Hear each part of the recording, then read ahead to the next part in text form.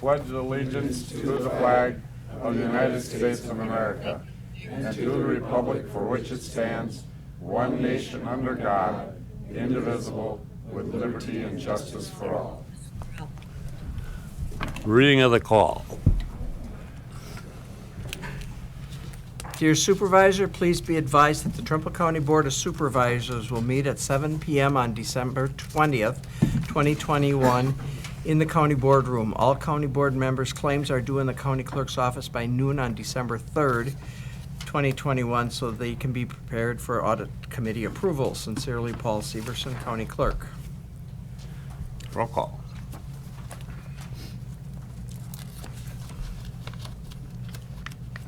My fingers are working today. Bridget Turner. Here. Douglas Winters. Present. Sally Miller. Here. Richard Seisha. Here. Joe Feltes. Here. George Brandt. Here. Beth Killian. Here. Randy Tullifson. Here. Michelle Haynes. Here. John Austin. Here. Chuck Wallach. Present. Tim Ziegler. Dan Schreiner. Here. Kellen Nelson. Here. Jeannie Nutter. Here. Kurt Skoyen. Here. Ron Johnson. Yes. 17-0. Right here. Open meeting laws have been complied with proper posting and notification. Item 3, we have 11-item agenda looking for approval. Second. Motion by Fry, seconded by Mr. Johnson. By who? Mr. Fry. Feltes. Oh, Who is it? Feltes. Oh, Feltes. But you said Fry. Yeah, I did say Fry, We didn't don't I? have a Fry on the board. One of them days. Starts with an F. Well, anyway, all those in favor signify by saying aye. Aye. Opposed? It's carried. Minutes from the November meeting, November 9th meeting. Killian makes a motion to approve. Second. Motion by Killian, second by Nutter. All those in favor signify by saying aye. Aye. Carried. Appearances. Kurt said he'd be a few minutes late, so we'll go on to B, quarterly update from the district attorney. Is he here? He's not here yet either. Oops. How about the proclamation? Have we got that here? I can read that one.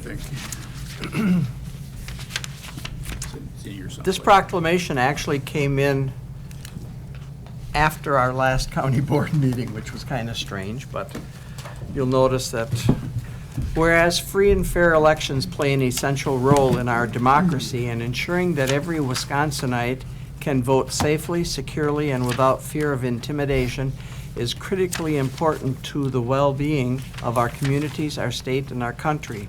Whereas while we understand that election administration is never an easy responsibility, we acknowledge that unique and unprecedented challenges of the COVID-19 pandemic and how the work of our local clerks, election officials, poll workers, voter education groups, and postal service workers has been complicated.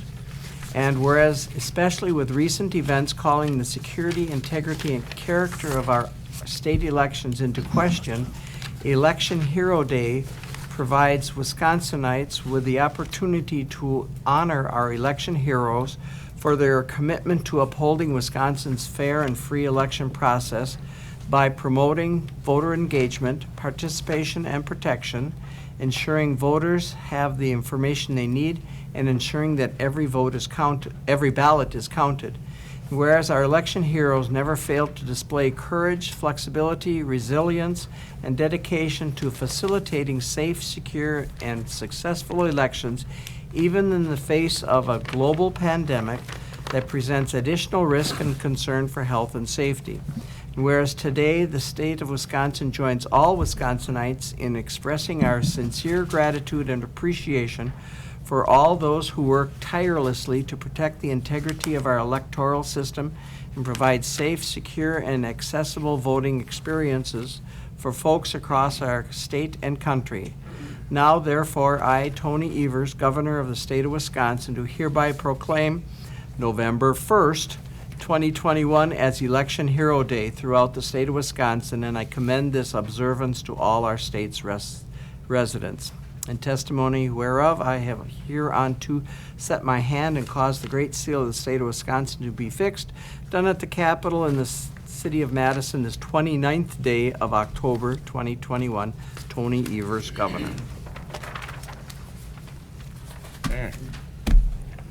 That's all I gotta do. I still don't. Did John say something on TV or something? No. Nope. Rick Niemeyer's up on the screen, maybe we should talk. There's a method to this madness. Yeah. Anyway, we'll go on with Part D, and that's Mr. Niemeyer is gonna, corporate counsel is gonna explain the opioid settlement to us. All right, and I have a PowerPoint, and I need to share it on here, so if it doesn't work, we're just gonna figure something else out. So, give me 1 second.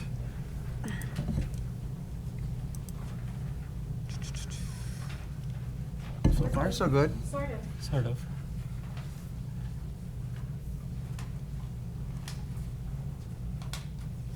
Let's see. That. What does it even say? I can't tell. What does it say on the It says screen? Rick Niemeyer is starting to share content. Huh, Is there something else here? there you go. It's on my screen. It's on this screen.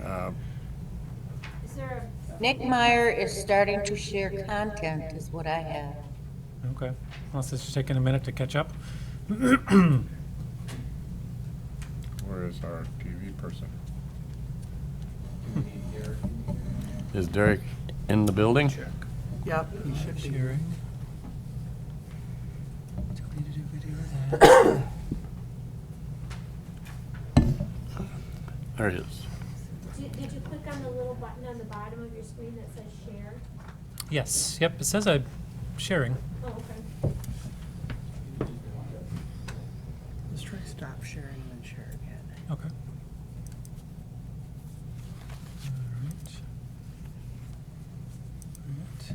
Yes, sir. Alright.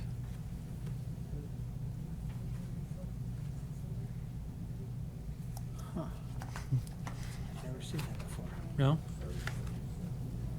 Well, I can just talk. Okay. Uh-oh, that's Can we good. can bring this thing down, can't we? And you put it, hook it up to that.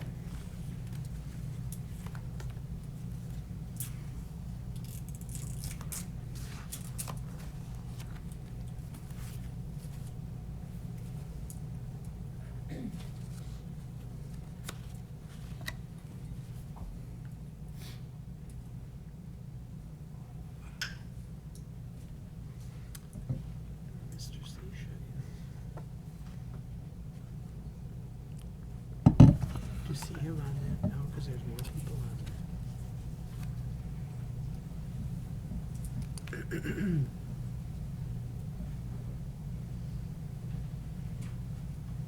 There we go. Yay, there it is. Kinda. So it's not on mine. All right, so then you'll need the little clicker up there. Okay. Is there any way to get it on my screen or not? That's weird. Now he's got the sharing. No. So, okay. Okay. We'll just do this and we can figure it out as we go along here, so. All right, so we are here tonight to talk about the opioid settlement. And I just want to go over a few things, a few documents. You're going to be asked to make some decisions tonight in regards to the settlement. And so we're just going to kind of go over things, and I'll keep it relatively short, but I'll answer any questions. So I just wanted to do just a brief background. This lawsuit was filed back in November of 2017. At that time, this board, or the board at that time, agreed to sign on with the law firms that were going to represent in a class action lawsuit in regards to the opioid epidemic. And so there are a number of states and local municipalities that signed on this particular lawsuit. There's multiple of them across the United States. But in this particular one, we agreed to join this one in 2017. So as you can see there, the defendants, there were some distributors and some manufacturers. And I put that on there because that'll be important when we go through the documents, because they're separate documents to go through or approve for both the distributors and the manufacturers. So the lawsuit's been pending now for 4 years, and there's been a attempt to negotiate a settlement. These are the lawyers that we retained. We signed a fee agreement with them that they would get 25% of any recovery that we were to recover in this lawsuit. So we're going to go over some numbers here momentarily, but these are the primary people that we've been dealing with. Aaron Dickinson is the one that I've been primarily dealing with for the most part.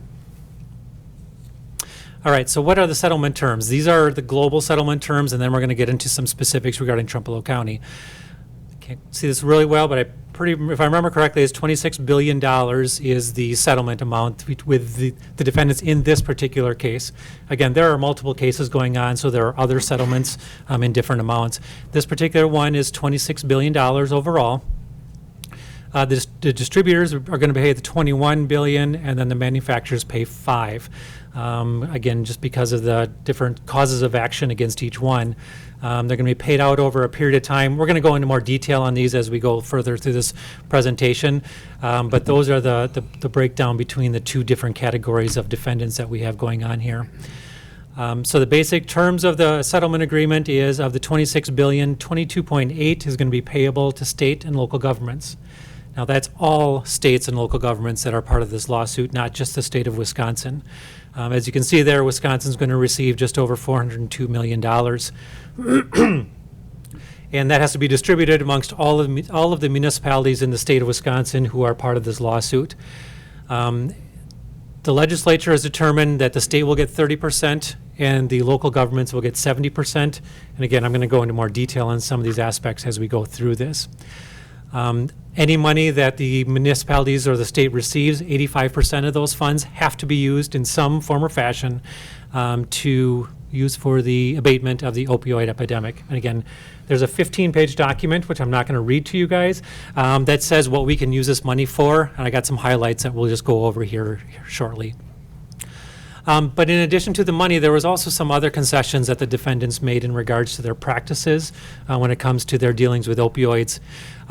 For example, there's going to be a new oversight in regards to shipment of opioids, how that's maintained, who they have to report it to. There's just going to be much more oversight in how that happens. Johnson & Johnson, which is the J&J, they're the primary manufacturer. They are going to stop marketing and selling opioids for a period of 10 years. Now, they stopped marketing a few years ago already, and they stopped selling in 2020, but as part of the settlement agreement, they've agreed not to basically be part of that area for the next 10 years. And they're also going to open up their clinical trials for medical research, so hopefully that will help in regards to showing the methods of addiction and that kind of thing that'll go along with it. So those are just a couple of additional things. I will say I'm giving you the highlights. The settlement document global is like 350 pages long, and so I'm giving you the highlights of the things that you guys really should need to know in order to go through this. What was the approval process and where are we at in this process? And that's in regards to the settlement. Once the parties reached a tentative agreement and the courts signed off on it tentatively, the next step was every state who was involved, their attorney general had to approve the settlement before it could go down to the local municipalities. So our attorney general has approved it. The next step was it had to go to the state legislature in every state, because every state had to determine how is this money going to be divvied up amongst the local municipalities. If the legislatures in each state could not decide how that was going to happen, there was a default provision that would automatically go into effect. Unfortunately, I don't remember what that default provision is, but it was really bad for local governments. So our state legislature came up with a 30-70 split, and they approved it, and it is law. It's under statute, section 165.12, I believe it is. So they did enact it into law, so 70% of all that money that comes in will have to go to local municipalities, and then again, the state is 30% of it. So the state can't grab it, kind of like they did with the whole tobacco settlement type of a thing. It will have to trickle down. And again, I'm going to go over more detail how that's going to work here shortly. But now we're at the step now where each municipality has to approve the settlement. And so everybody, all counties, any cities that are involved, whoever's involved is doing the exact same things that we're doing right now, and you're gonna have to approve the documents and the resolution. I shouldn't say you have to. You have to consider for approval the documents that we're gonna go over tonight. And if you do, then that process will ultimately be completed. Has to be done by January 2nd. We were gonna try and get this to you in November. The documents weren't quite ready, so we kind of had a time crunch, so we have until January 2nd. So before I go over what it is that is all entailed in these settlements, just in case you want to know, if the board decides not to join in on the settlement or approve the settlement, basically we have to have our case ready to go to the court in 90 days from January 2nd. We have to have all of our expert witnesses ready to go, all of our documentation. That's a list of the things that would have to be done within the next 90 days. It can be done, but it's going to be a very huge challenge, and it would be a challenge. Let's just put it that way. Just so you guys know, this is what we would need to do if we decide for whatever reason, or if you decide for whatever reason not to approve the settlement. So why would we not want to approve it? And I'm going to go over that actually right now. So glad you asked.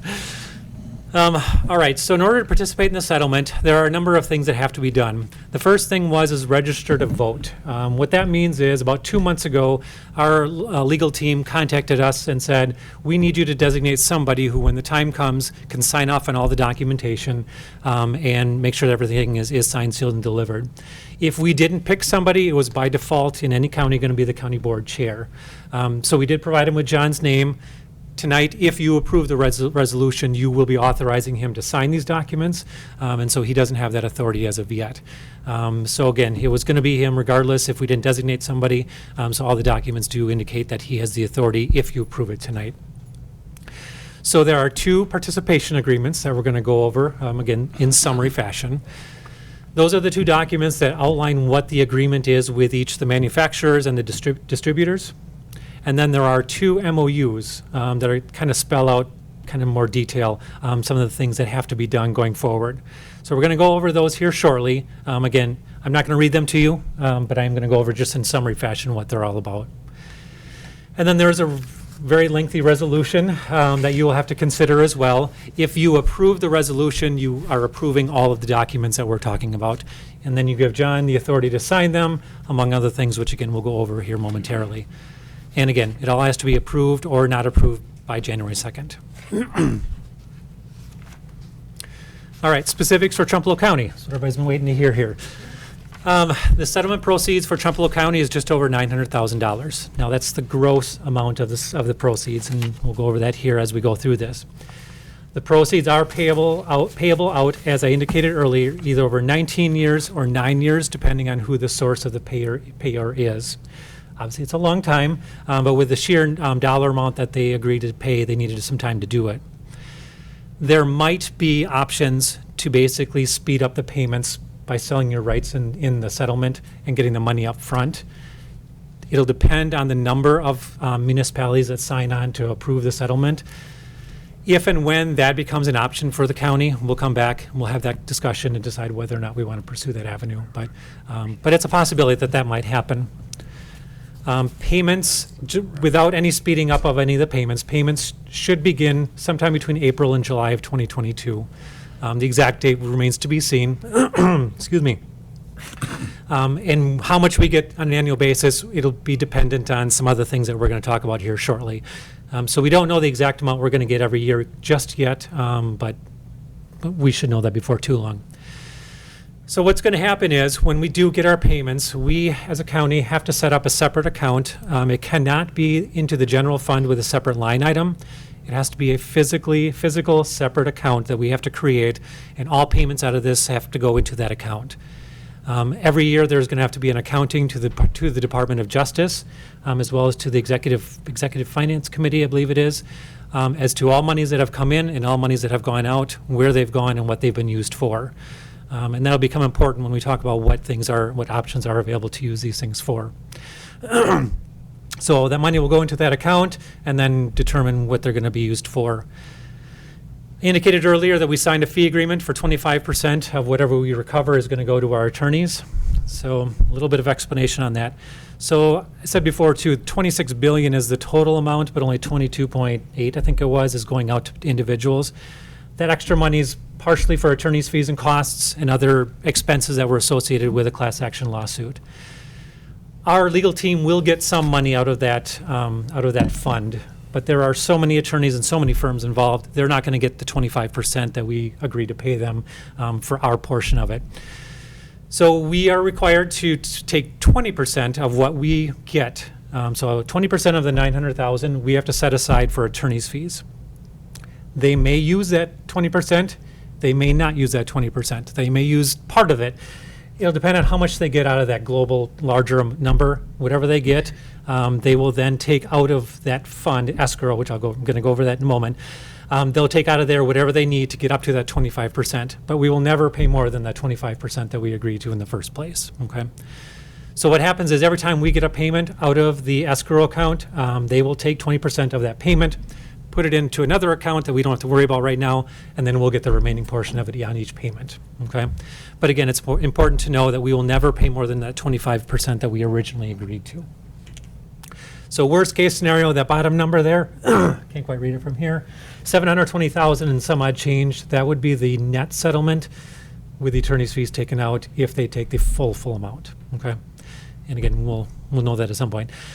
The escrow account that I'm referring to there, so the state is setting up that escrow account by statute and by the agreement. They're required to manage that escrow account. So the attorney's fees will go into that account. The attorneys can withdraw from that. There's an approval process for that. We'll get an accounting of it as well too, so we'll know what's being taken out of there, at least as it pertains to us. We just will need to enter into an agreement with the state regarding that escrow account to make sure that we are doing what we need to do and make sure that they know what they are doing what they need to do. And that'll become relevant when we talk about the resolution here shortly. All right, what is allowed to be used for the settlement proceeds? These are just some general categories that I'm going to go into more detail here, just again briefly. There essentially are three categories of things that this money can be used for. I believe it's treatment-related items, prevention-related items, and then there's kind of a catch-all, it's other specific items.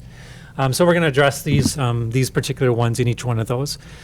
So we'll go to the treatment-related ones. This is where I need a little bit of the reading from here. I think it's pretty self-explanatory, anything that we can do to help people who, the key is opioid use, addiction type of a thing. It has to be related to that. It can't be other non-opioid related addictions. But the nice thing is if a person does have an opioid use disorder is what they call it, and they also have other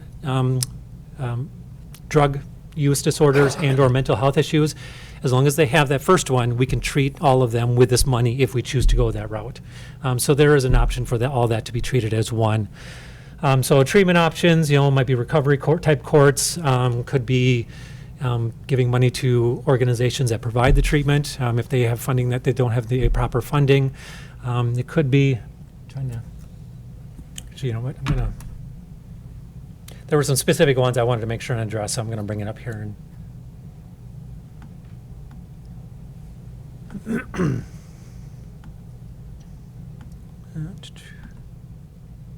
1 second. Because it gets pretty broad in the things that we can use.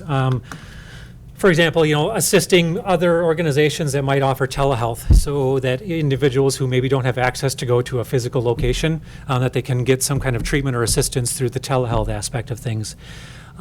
Treating trauma for these individuals. Typically, when there's some kind of addiction of some kind, it's not uncommon to have an underlying issue, some kind of a trauma. Treatment for violence that they've encountered, sexual assault, whatever the case might be, those are also options. And these are things where programs that are either existing or that we create, we can use this money to utilize those programs so these individuals can take advantage of those resources. Provide funding to other providers who deal with opioid issues, whether it be medical providers or other treatment centers. Provide support services for those in recovery, whether it be housing, transportation, education, job placement or training, even childcare. We can create programs that allow people to apply for money in order to get resources so they can do those things on their road to recovery. Address the needs of those who are involved in the criminal justice system, those who are in the jail. That's kind of a big one, I think, as well, too. implementing some forms of programs, utilizing this money to offer programming to those individuals who are incarcerated. Addressing needs of pregnant or parenting women and their families when it comes to opioid use disorder. So again, it's pretty wide spread when it comes to the treatment-related stuff. Then there is, we'll go next one. Where is it? Sorry, trying to operate two machines here at the same time. There we go. Prevention-related. So that might take the form of providing training to medical providers in methods of, not so they don't overprescribe opioid medications that can lead to addiction. You can provide training in that way. Provide support or training in regards to what are some non-opioid treatment alternatives so that you don't have to prescribe the opioids that might lead to an addiction in the first place. Media campaigns, going into schools, providing training or introduction to children and staff there, forming coalitions with other organizations in the community that might somehow combat these types of issues or provide other resources. Public education, drug take-back programs, again, just a wide variety of different things that are available to use. Then there's the prevention of the overdose deaths or the harms of the overdoses. Increasing the availability of the naloxone. I mean, that's a pretty big one. For anybody who doesn't know, naloxone is the drug that is used to essentially quickly reverse any of the overdose symptoms, basically saving someone's life if it's administered at the right time. So expanding, only certain individuals who receive certain training are allowed to administer those. We can, use some of the funds to expand who is trained with for the use of the naloxone. I can't say the word very easy. So, and also secure additional doses of that so that you can provide it to those individuals. Essentially, they carry it with them, so if they are encountered a situation where they might be able to use it, they can use it at those situations. So again, just those types of things that this money can be used for. So it's pretty widespread. You can develop data tracking applications regarding opioid information within the county, syringe service programs. Again, I could go on and on and on with different ones. It's a 15-page document. If somebody wants it, I'd be more than happy to email to you so you can look over the more specifics of it. So just shoot me an email so it's a reminder as to who might be interested in it. So, and then the other one is other strategies related to opioid use. Training for law enforcement and first responders regarding best practices, providing training or providing counseling for first responders who might have secondary trauma. They might have had to deal with a situation where there was an overdose and maybe someone died from the overdose and their secondary trauma that they're dealing with. So there's just a number of different ways that this money can be used. Identify root causes of addiction, research, again, just a number of different things that can be used. So that's a really brief nutshell of the different types of things that the money can be used for. Again, really, as long as it's opioid related, it should fall under a category that we have because, again, it's so broadly set up that way. So now, what do you guys need to do tonight? Again, I talked to you about the documents that you need to consider. There are 4 of them. The first 2 we're going to go over are what we call settlement participation form. And the reason we're going to do both of those is because they essentially are the exact same thing. One is in regards to the distributors and one is in regards to the manufacturers. So the documents that we're first talking about, the settlement participation form, as a county, if you approve those documents, and again, I'm paraphrasing because they're multiple pages long, essentially we're agreeing that in exchange for receiving these proceeds in the settlement, we're agreeing to waive all the claims that we have against these defendants. Common thing to do in exchange for a settlement, so it's nothing unusual. We agree that we can't file any claims for these exact same reasons against them once this case has been resolved and once we have started receiving proceeds. This resolves all of our claims against them. We agree that we are using the proceeds as for only the reasons that we've just discussed, expanded more upon in that document I was referring to. But it also says, too, that if for some reason they aren't following through on their end, we can go to court and force them to do what they're supposed to do. Same vice versa. If we're not doing what we're supposed to do, they can do the same for us as well, too. So very, very simplistic explanation of what that document entails, but those are the high points of it. The rest is a bunch of legalese as well, too. So that is for both the distributor and the manufacturer. So that would be, if you approve it, those are the terms that you're saying, yes, we agree to those terms, and you're saying John can go ahead and sign those 2 documents, and we would return those. Okay? Question, Rick. Yes.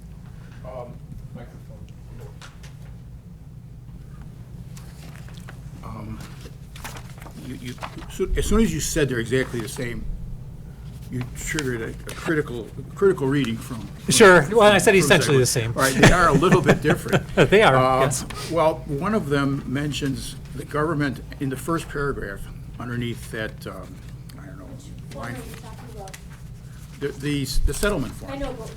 There's two of them. There's two of them, right. I know, but. One of them says distributor settlement. Correct. And one of them says Janssen settlement. And then you also mentioned manufacturers and distributors. So is Janssen the same as manufacturers? And what does that mean, anyway? Sure. Nope, I'm glad you pointed that out. I don't know why they use that terminology, but yes, the Janssen settlement is the manufacturer. The two manufacturers were Johnson & Johnson and Janssen Pharmaceuticals, I believe they're called. They actually are one and the same company. One's the parent company and one is a subsidiary. And so they just, for whatever reason, used the word Janssen settlement on that one. And I suspect there might have been a reason for it, but I don't know what the reason is. I should also say, these documents were ultimately drafted by our legal team with the defendants specifically. So there were two suits, one addressed to the distributors and one addressed to the manufacturer. It was one lawsuit, but some of the claims overlapped, but some of the claims were separate based on what their activity was or role was in the opioid process. Some were the manufacturers of the opioid medications, and some were the distributors. So some of the causes of actions were different, and their roles might have been different, their culpability might have been different, and so therefore they entered into agreements with both of them because of the different dollar amounts involved. But for our purposes, they're identical. Correct, yes. Essentially, they're identical, yes. They release the same things, they require the same things, both sides to do the same things, yes. Thank you. Yep. So those are the two participation forms. Again, that if you approve the resolution, you're saying that those are good to go, and John can go ahead and sign those. The next ones are the MOUs. Just get to those.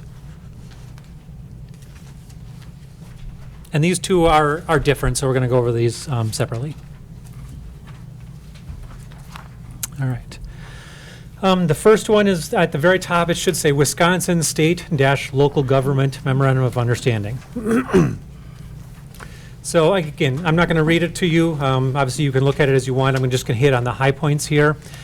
So this particular document, again, if it is approved, this does set forth the allocation of the 30% and the 70% that we've talked about. Again, that is state statute now because the legislature did pass it, and so that is law, but that is contained in this agreement. It talks about an additional restitution amount. That is the fancy word being referred to essentially as attorney's fees and costs that they're going to maintain at the state level and in that escrow account.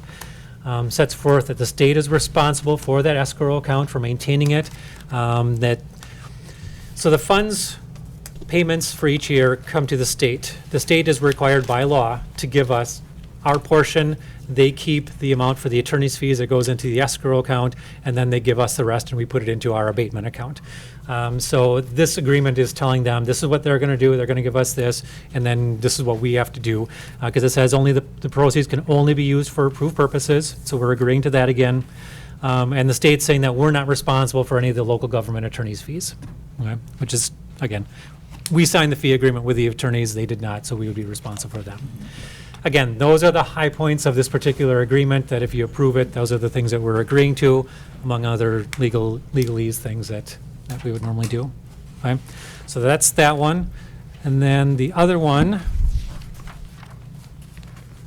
which is the Wisconsin Local Government MOU. That one, again, highlights of it. If it is approved, we as Trempealeau County are agreeing that we will cooperate with the state in good faith to hold up our end of the bargain, essentially, do the things that we're supposed to do, and they are agreeing to do the same thing as well. So we would, basically everybody would do what they're supposed to do. That we would assist them in setting up the escrow account. As I indicated before, we have to enter into an agreement with the state for an escrow account. The resolution authorizes Corp Counsel to enter into that agreement. Basically, what is the process for someone who wants to get some money out of there? If there is a dispute, there is a process for how that dispute would work. There would be a neutral third party that would be appointed to handle that dispute and go from there. So all those terms would be worked out in this escrow agreement.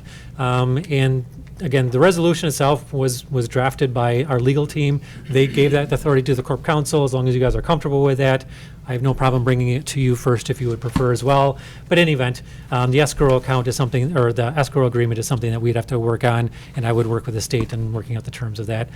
I figure it's likely to be probably a form boilerplate for all the different municipalities to use anyhow, so.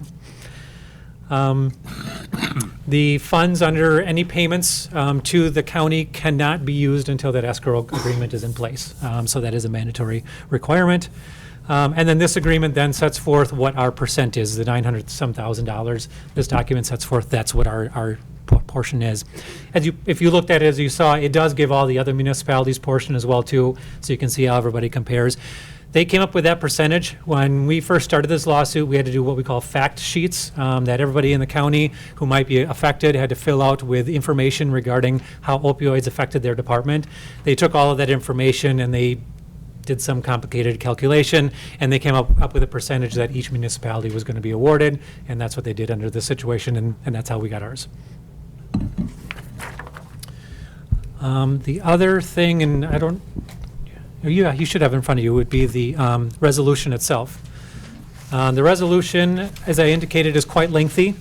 There was some discussion about reading the entire resolution tonight, and my advice was that based on this presentation, I thought just the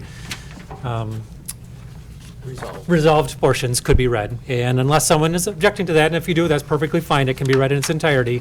But I thought I've hit on the highlights of the resolution itself, so that might be a way to kind of move through it. But the resolution, if you approve this resolution tonight, so what you'll need to do is decide whether or not to approve this resolution, because by approving the resolution, you approve those 4 documents that we just went over, okay? So you don't need to do a motion on each individual document. So by approving the resolution, you approve those 4 documents that we just discussed, which will say that we agree to the settlement. You will authorize John to go ahead and sign those documents, and we will forward them on to our legal team. You are authorizing the creation of that opioid abatement account that we are required to open and put all of our proceeds that we receive into that account. You are authorizing that we enter into an escrow agreement with the state to set up the payments and the attorney's fees and how that's all going to work. And then you're authorizing myself to negotiate or discuss with the state how the escrow agreement's going to be ultimately laid out in the long run. That is everything that resolution is authorizing if you'd go ahead and approve it. You can make changes to it if you choose to. Word of caution, the settlement agreement was probably 1.5 years in the making. So changes to the settlement will have to go back and be approved by the legal team with the defendants, and we'll never meet the January 2nd deadline. Not that I don't want to scare, but it's just if we modify it, it could push things back significantly. So just a word of caution, but you guys, it's up to you whether you approve it or not approve it or in what form you approve it. So,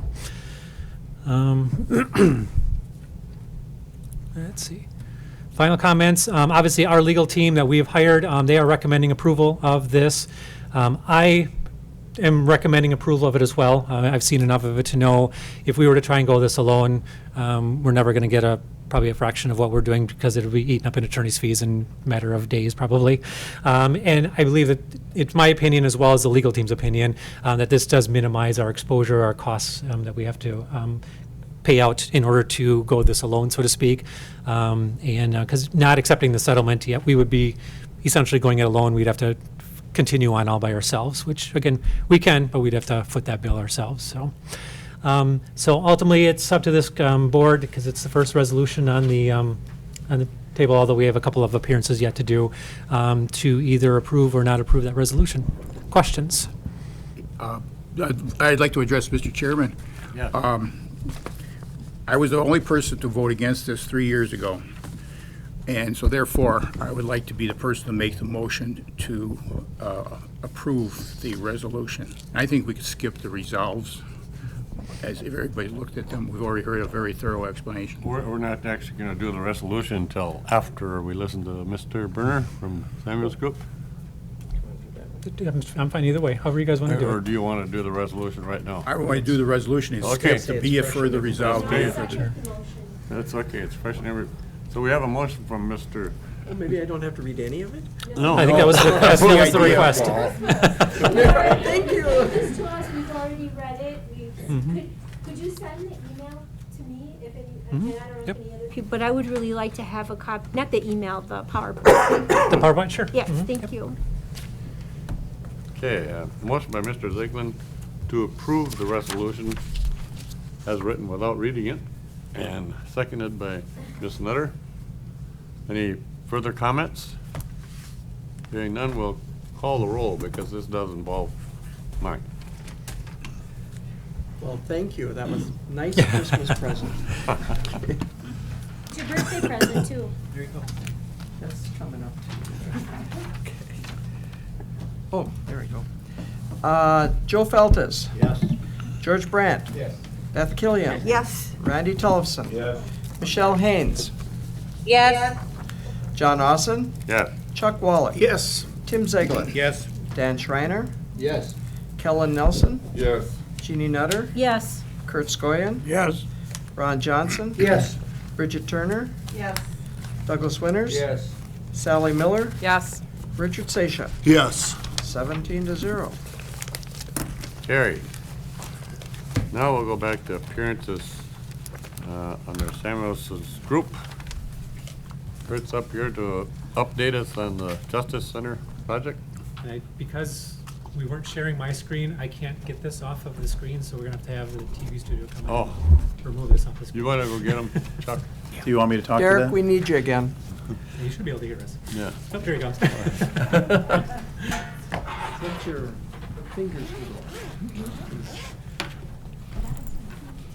Well, good evening, everyone. I'll keep this brief tonight. The property committee had asked me to come and present and talk about budget, talk about update of the project, and I'll do my best to summarize where we are today, what we're working on, and how we're maneuvering through the balance of the phases here. So most of you know that we did a bid pack 1, we did a bid pack 2, we're over budget, we're going through some value engineering, we did a rebid, and I'll get into that budget here in a minute. So progress that's out there, there's a little bit of footings that need to be done that will be finished to pour. All the utilities are done. The underground is underway. A high percentage of that is completed. You're going to see block walls starting to come up. Structural steel is been approved and fabrication is beginning. We're expecting that to arrive in February. Block walls will go up as well. There's precast plank that's scheduled to be here in February as well. That's going to be that first lid. So you're going to start to see stuff out of the ground here, and I know that it's been a while coming, but you're going to see that coming up here shortly. So things are progressing well. We're still on schedule as our preliminary schedule, so things are doing well. The budget, when we bid the project, I told you we were slightly over 10% over. Our budget was $40 million. When we had all of our bid pack 1, the demolition, bid pack 2, and all of the professional fees, we were about $44.3 million of our total number. And our budget was $40 million. We rebid portions of bid packages, and we looked at other value engineering ideas, and we've got that number down to about $43.1 million pending some approval from the DOC in regards to some changes that we may make, as well as the courts. It's not big decisions that we're making right now. We're talking about finishes and those sorts of things. But what I told the committee on November 30th is that I don't see that through this rebid process or taking things from a value engineering perspective that we were going to get down to that $40 million. There's a lot of things that are impacting the overall climate and the budget that's there. So we had one of 3 options that I proposed to them. One of them was to send out letters of intent to those contractors in that bid pack 2 with the intent that we still further look for value engineering ideas to be able to lower that $43.1 million item, knowing that we probably won't get to the $40 million number. The other one was just to decline the bids and rebid and redesign. And we had a 45-day window that when bids came in, you had 45 days that those bids were good for. And when we met on the 30th, we had until the end of that week to make a decision of whether we accept them or not. The other one would be to talk about borrowing additional money. And at the committee level, we talked about that it was premature to talk about borrowing additional money, and that to reject the bids, we would lose some competitive numbers that we had on the scope. Because what happens is if you would rebid, you are going into the next climate in regards to what materials are rising, and they continue to rise weekly. We have vendors now that when they give us a quote, they'll say, we'll hold this for 7 to 14 days. And that's just the climate in which we're in. The committee asked me what my recommendation would be to do, and my recommendation was to award or send the letters of intent to those contractors in bid pack 2 with the intention that we will use value engineering and a construction bulletin process to reduce the scope of their work. Okay, so there's been some question about what the value engineering and how does that value engineering take place. I want to make something very clear. The only recommendation and award to contractors is based on base bid numbers. Okay, so you as a county have a requirement to take the lowest qualified bid, and that's who you are working with. Now, you as a county, when you take that lowest qualified bid, you have the right to adjust that scope in your contract documents to change what they bid on. That's how that process works. It's identifying that scope of work. And that's the process that we're using. We did not use any value engineering changes to determine a low bidder. That did not happen at any level of the process. We awarded on base bid, and then we identified value engineering changes that could take place. And we're making changes in regards to the amount of glass in the vestibule. We're changing some of the stone to a different stone in the vestibule. We're changing some flooring finishes. So we're hitting those things that don't impact the program of the project. Okay, we're not cutting square footage. We're not reducing the square footage that's in there. I did meet with the sheriff and the judge because obviously those are two big players in the Justice Center to talk about things that we could potentially reduce. Things that we're going to continue to look at is there are some audio-visual numbers that when we started to dig into them, they seemed like they were high, and we're digging into some details of there. So we're looking to find some savings in that area. Also talking to the sheriff has some funding sources that may be able to provide an offsets for some of the kitchen equipment to be able to help pay for some of the kitchen equipment that's in there through a funding source that he has, and there's some criteria that align with that. You know, and those are big numbers. We're probably looking at a potential of another, I would say, $500,000 to $750,000. So we're not talking about chump change in regards to savings that we have there. So I still know there's opportunities to save it, but to see us find another $3 million is not realistic.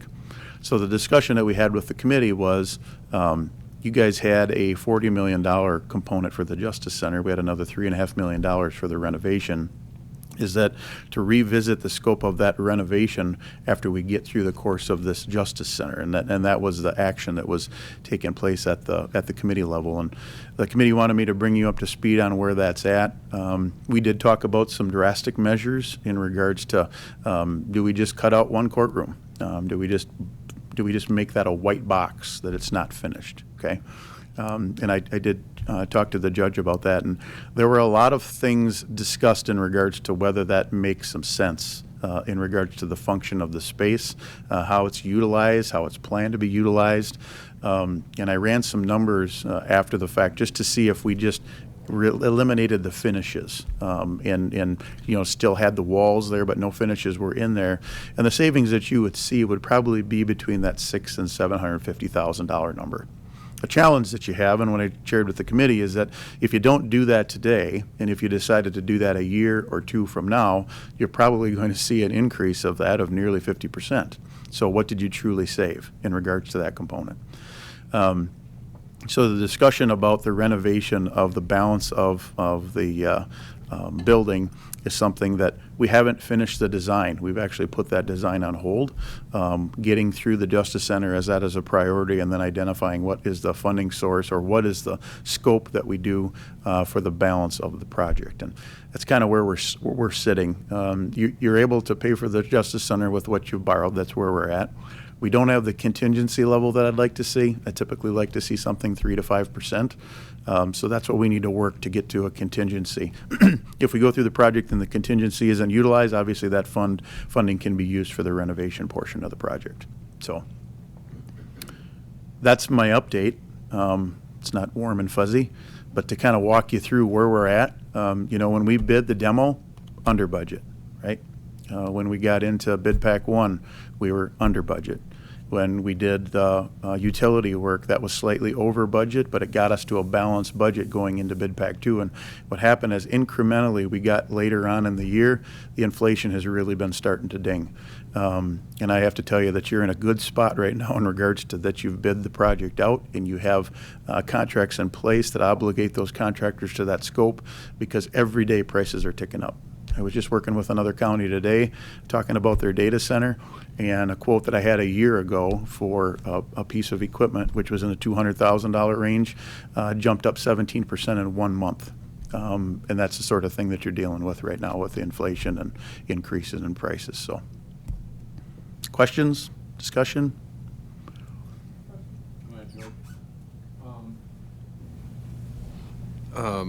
You touched on it, but didn't actually define value engineering. So the question is, and I wouldn't be asking this question if it wasn't for the concern you raised that potentially the Department of Corrections has. So are you suggesting, can you enlighten me as to what this all means, what concerns or what permission you need from the Department of Corrections with changes you potentially could be making to the design? The only reason that I say the Department of Corrections needs to approve it is that if we alter the documents that were approved by their office, they need to review and approve it regardless of what we change. If we would change paint color, we just need to give them an update. We are not proposing any changes that compromise the security and performance of this building. We wouldn't do it. There is a ceiling material in the kitchen and laundry area that we had a specified ceiling that we're looking to alter. It doesn't change the detention requirements. It actually is an increase in, but it is a kind of a net wash in regards to performance but savings. But that is the only reason that I'm saying that is, regardless of the changes that we made, we need to let the DOC know that.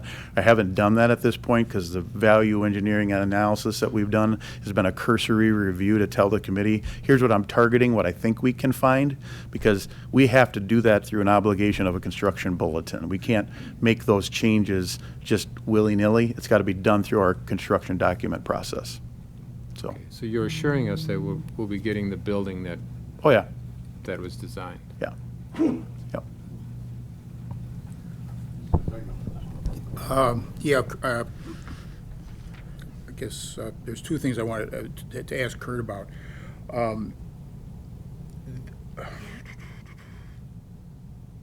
Yeah, Zeglin's tongue-tied here. Saturday morning, I was out soliciting signatures on my nomination forms, and I talked to 8 people. 2 of them brought up this concern, and the concern is a rumor that the county is cheapening up prices by is cutting down, whittling down the cost of the building, but skimping on materials. This is the aluminum versus copper wire. So I heard you cannot discount this. And 8 people, 2 of them said, why is the county putting in aluminum wire?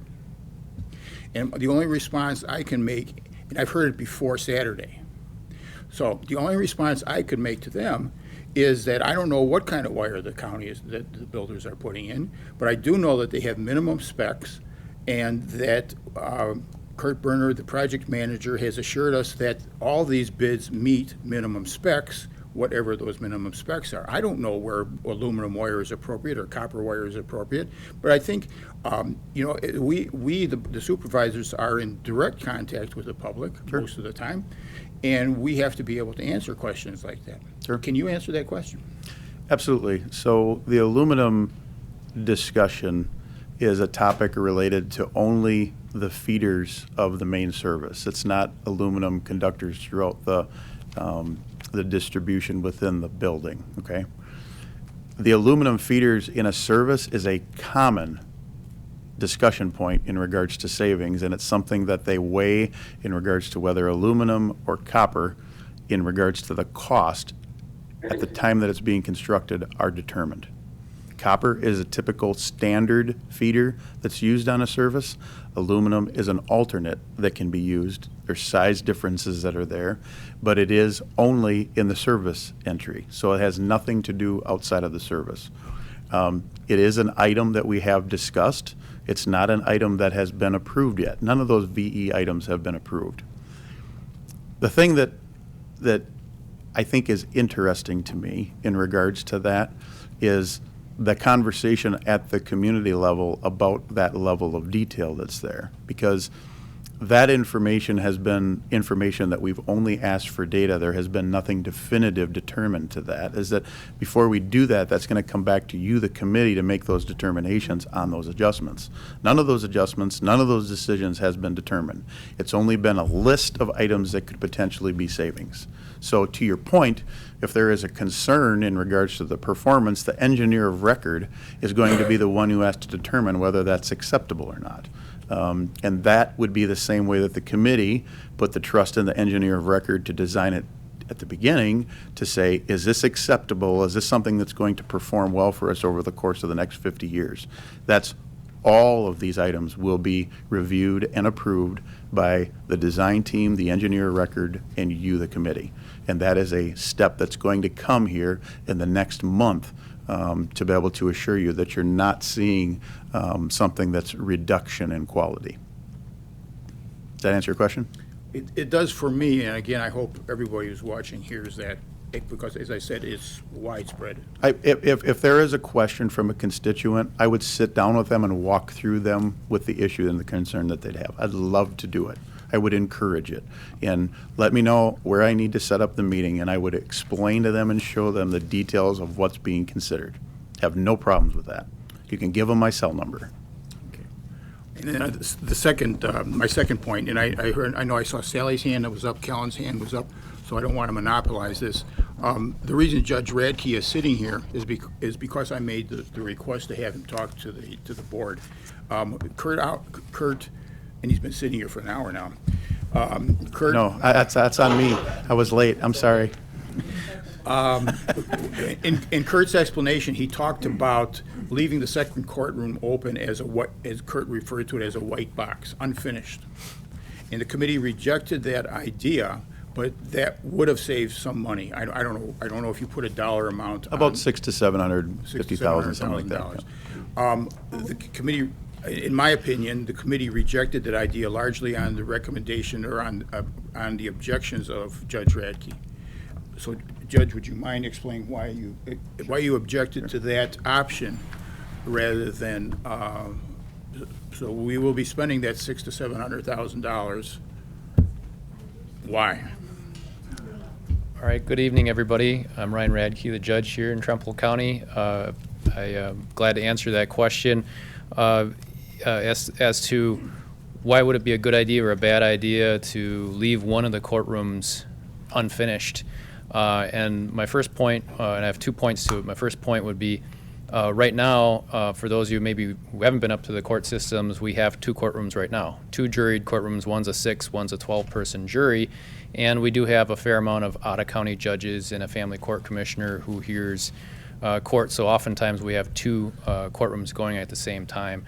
And so to cut out one of the courtrooms would actually be less than what we have right now from a juried courtroom standpoint. And so just from a judge perspective and knowing we have out-of-county judges to accommodate and their calendars, it would seem to almost be a step backwards from what we have today to go to a new building to then have less availability. And I don't know about the valuations, but just my mind would tell me the same conclusion that Kurt said, that if you don't do it now and you're going to do it later, how much is it going to cost? It's likely going to cost more, and the question is how much more. I don't know.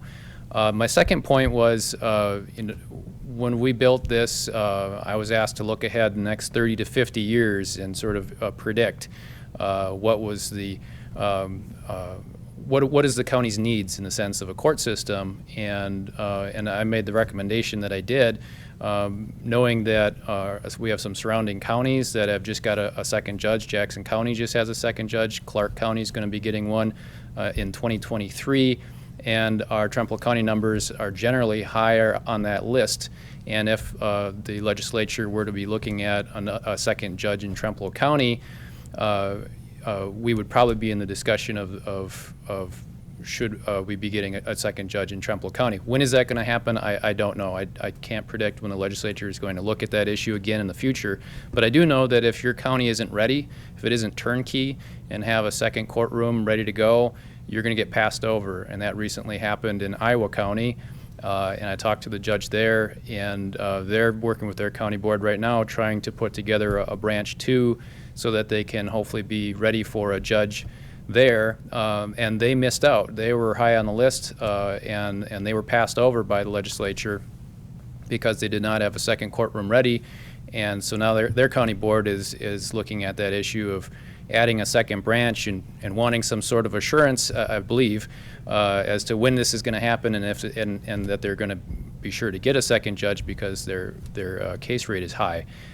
Which, of course, you can't guarantee that, and the legislature basically says if it's not turnkey and ready to go, it's likely you're going to get passed over. Would the county have time to hurry up and put something together at a future time? I don't know that.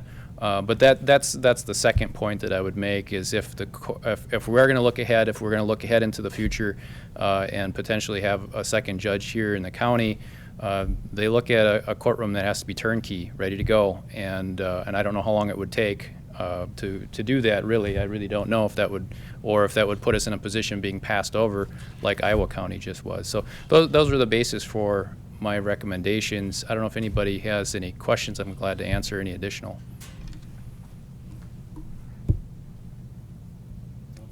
All right.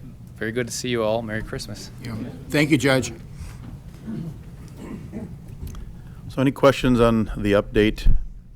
I want to assure you that we're still going to continue to look for ways to find cost savings without compromising quality or performance. Ask you a question.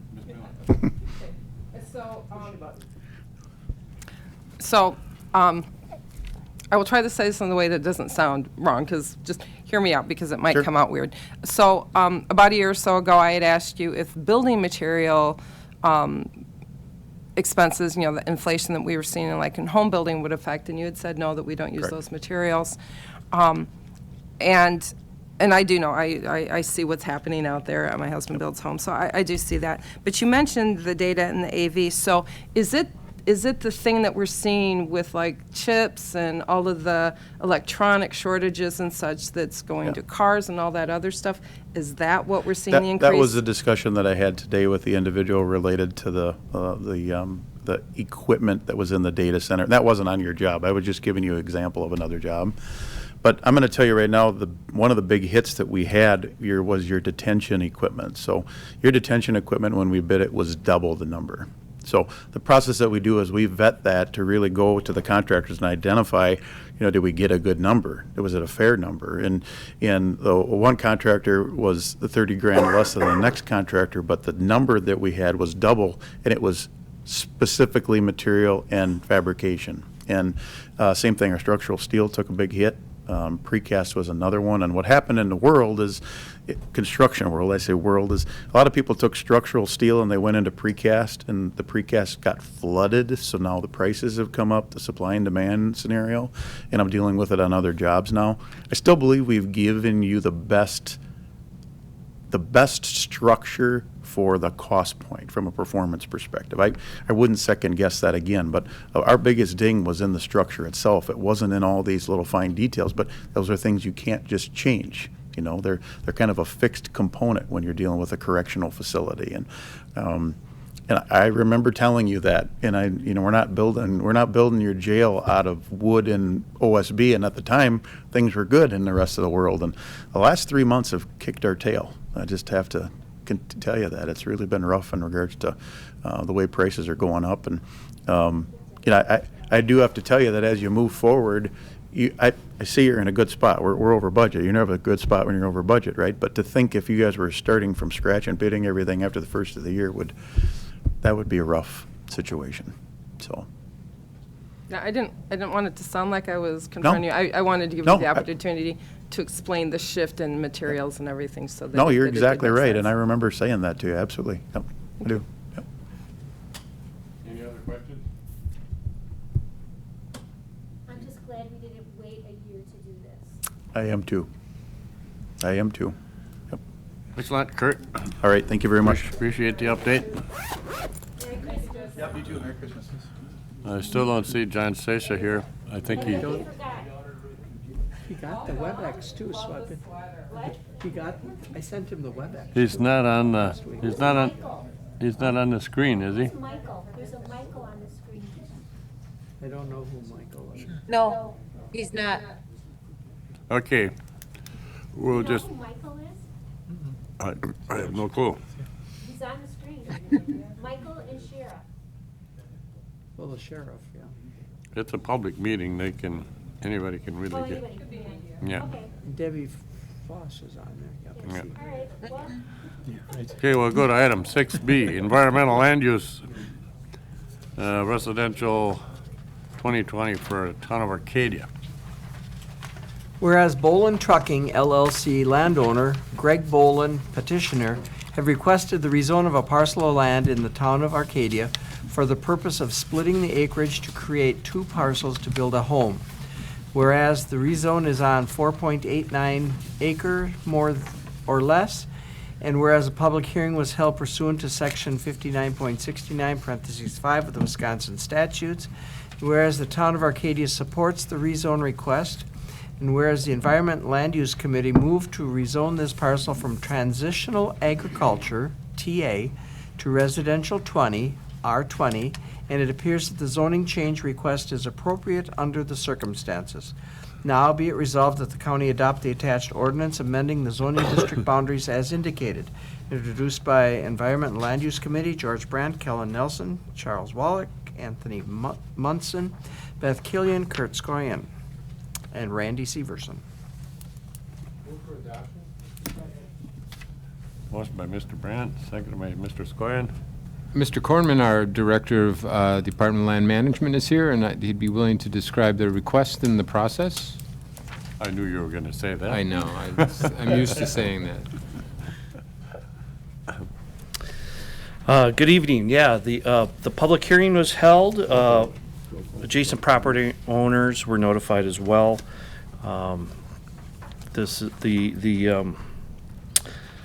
R20 zone is it would be a minimum lot size of 2 acres, so that allows the petitioner to split his property into 2 lots. And I don't believe we had any opposition at the meeting. Any questions? Mr. Chair, as part of the process that Mr. Boland wasn't present at the first hearing of the request, the first public hearing, and the committee decided to table it until we could have him in person. He came back the next month and answered all our questions, and that's the point at which we passed the recommendation on to the county board. Okay. Another question, Ms. Gillian. I just noticed that in the motion to adopt by, it has Mr. Nimitz as Supervisor 1. You'll have to get your resolution updated. Okay. I just I'll noticed send you that one, now. Then, okay. That's not the only one. Is there more coming up? Yes. What? I'm sorry, I didn't catch that. No, yeah, most, I think, most have, oh, here's another there's one. 2 of them, that's all I see. I just found a third one. You do count on most of them, Bridget. You're kind of just starting to blend in. All right, thank you. There's no other questions. We'll go on with roll call vote. John Austin, Yes. Chuck Wallach. Yes. Tim Zeglin. Yes. Dan Schreiner. Yes. Kellen Nelson. Yes. Jeannie Nutter. Yes. Kurt Skoyan. Yes. Ron Johnson? Yes. Bridget Turner? Yes. Douglas Winters? Yes. Sally Miller? Yes. Richard Seisha? Yes. Joe Feltes? Yes. George Brandt? Yes. Beth Killian? Yes. Randy Tollefson? Yes. Michelle Haynes? Yes. 17-0.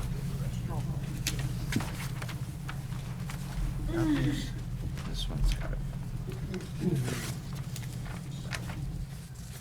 Passed. Item C, transfer of general fund for contracted legal services. You see, this one was drafted by our corp counsel. He should have gotten that name updated. Actually, it was drafted by Kristen. I Kristen. just reviewed it. Oh. I know. Whereas outside legal counsel, attorney Mindy Dale has been retained by Trumbull County for oversight of a personnel matter.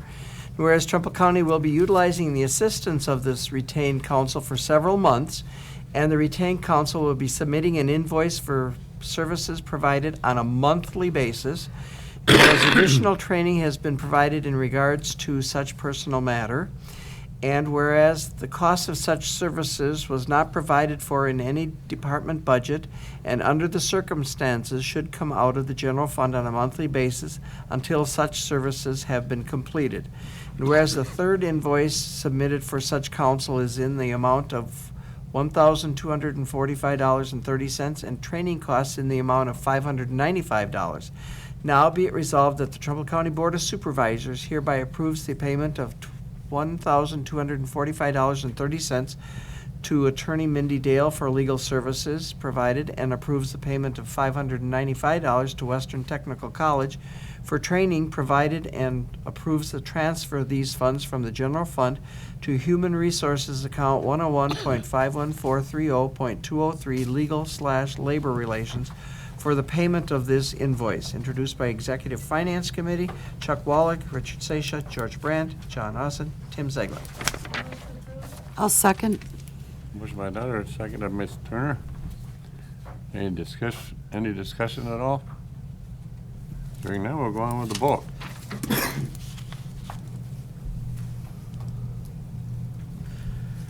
Kurt Skoyen, Yes. Ron Johnson, Yes. Bridget Turner, Yes. Douglas Winters, Yes. Sally Miller, Yes. Richard Seisha, Yes. Joe Feltes, Yes. George Brandt, Yes. Beth Killian, Yes. Randy Tollefson, Yes. Michelle Haynes, Yes. John Austin, Yes. Chuck Wallach, Yes. Tim Zeglin, Yes. Dan Schreiner, No. Kellen Nelson, No. Jeannie Nutter. Yes. 15-2, passes. Item D, Parks, Tourism, Economic Development Committee, accepting award of the ARPA funds. Whereas Trumbull County submitted an application for and was awarded from the Wisconsin Department of Administration ARPA Destination Marketing Organization Grant in the amount of $19,693.50. Whereas these grant monies will be used for the promotion of Trumbull County to leisure and business travelers through a range of activities, including advertising, media buys, and the creation and distribution of printed and electronic promotional tourist materials. Now be it resolved that the Trumbull County Board of Supervisors does hereby accept this Wisconsin Department of Administration ARPA Destination Marketing Organization Grant in the amount of $19,693.50 to be deposited into account 101.43702 and paid out of account 101.55355.999. Introduced by Parks, Tourism, and Economic Development Committee, Beth Killian, Jeannie Nutter, Buzz Sorgi, Michelle Haynes, Bob Petrick. Gillian make a motion to approve. I'll second. Motion by Killian, second by Ms. Nutter. And Mr. Corman is here if anybody has any questions. He can kind of give a little background. Go ahead, Mike. This plan has been in the works for, oh, yeah, sorry. Yeah, the ARPA money this is a grant from the Department of Administration. Typically, we see these grants from the Department of Tourism, but because ARPA monies are going through Department of Administration, it's based on marketing budgets, and there's been quite a bit of work going into the application. And this will allow us to market the county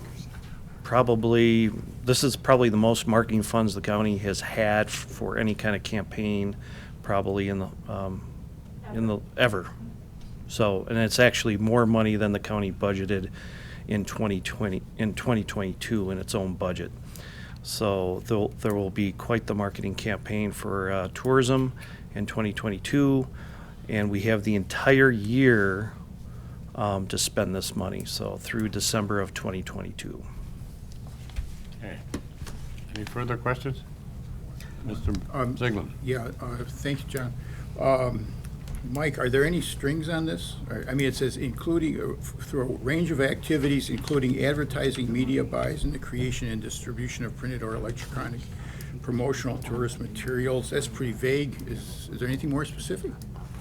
Nope. One of the things we liked about this grant when we saw it was that it gave us the ability to develop a creative plan to market to Trempealeau County. And the Department of Administration, when they created this grant, really wanted to allow marketing organizations to flourish and do and execute plans that worked for their community. So they were very general in nature. So we provided in the grant application specific, there's Facebook marketing, there's print media, there's video marketing. So the details of those were included in the grant application, and by awarding this grant, they've approved, Department of Administration has approved those activities. So the assumption is you will follow the recommendation that you made in the grant. Yes. Okay. One other question, is this coming in this year yet, or will it be into 2022? I just received the grant agreement today, so once we sign that, it's just a matter of how quickly they can get the check. You want to explain? Well, I don't know if this account is non-lapsing, so if you get the money before the end of this year, it lapses in the general fund, and you're gonna have to come and ask for the money back out, because it's not a non-lapsing account. So hopefully you'll get the money right after the first. Okay, You well, won't be taking our money. Huh? You won't be taking our money. I'll maybe sign the agreement on January 1st or 3rd. Or you could do it, one day next week. Yeah. I'll double check, but I'm not positive if this is a non-lapsing account. If it is, then it naturally will go over. In my head, when we talked about this at the committee, I felt like it was a non-lapsing. You might want to This check. number doesn't ring a bell with me right now, so I don't even know if I've got. Because what sense would it make to get the 55355. grant today and then not be able to use it? I think the Department of Administration would be aware of that, so, They jump on it right away. yeah. So. Okay, sounds good. Huh? There are no further questions? They're watching. No further questions, we'll go with the vote. Okay, Bridget Turner. Yes. Douglas Winters. Yes. Sally Miller. Yes. Richard Seixas. Yes. Joe Feltus. Yes. George Brand. Yes. Beth Killian. Yes. Randy Tolfson. Yes. Michelle Haynes. Yes. John Austin. Yes. Chuck Wallach. Yes. Tim Zeglin. Yes. Dan Schreiner. Yes. Kellen Nelson. Yes. Jeannie Nutter. Yes. Kurt Skoyen. Yes. Ron Johnson. Yes. 17-0. And I'll look tomorrow, just to be safe. Okay.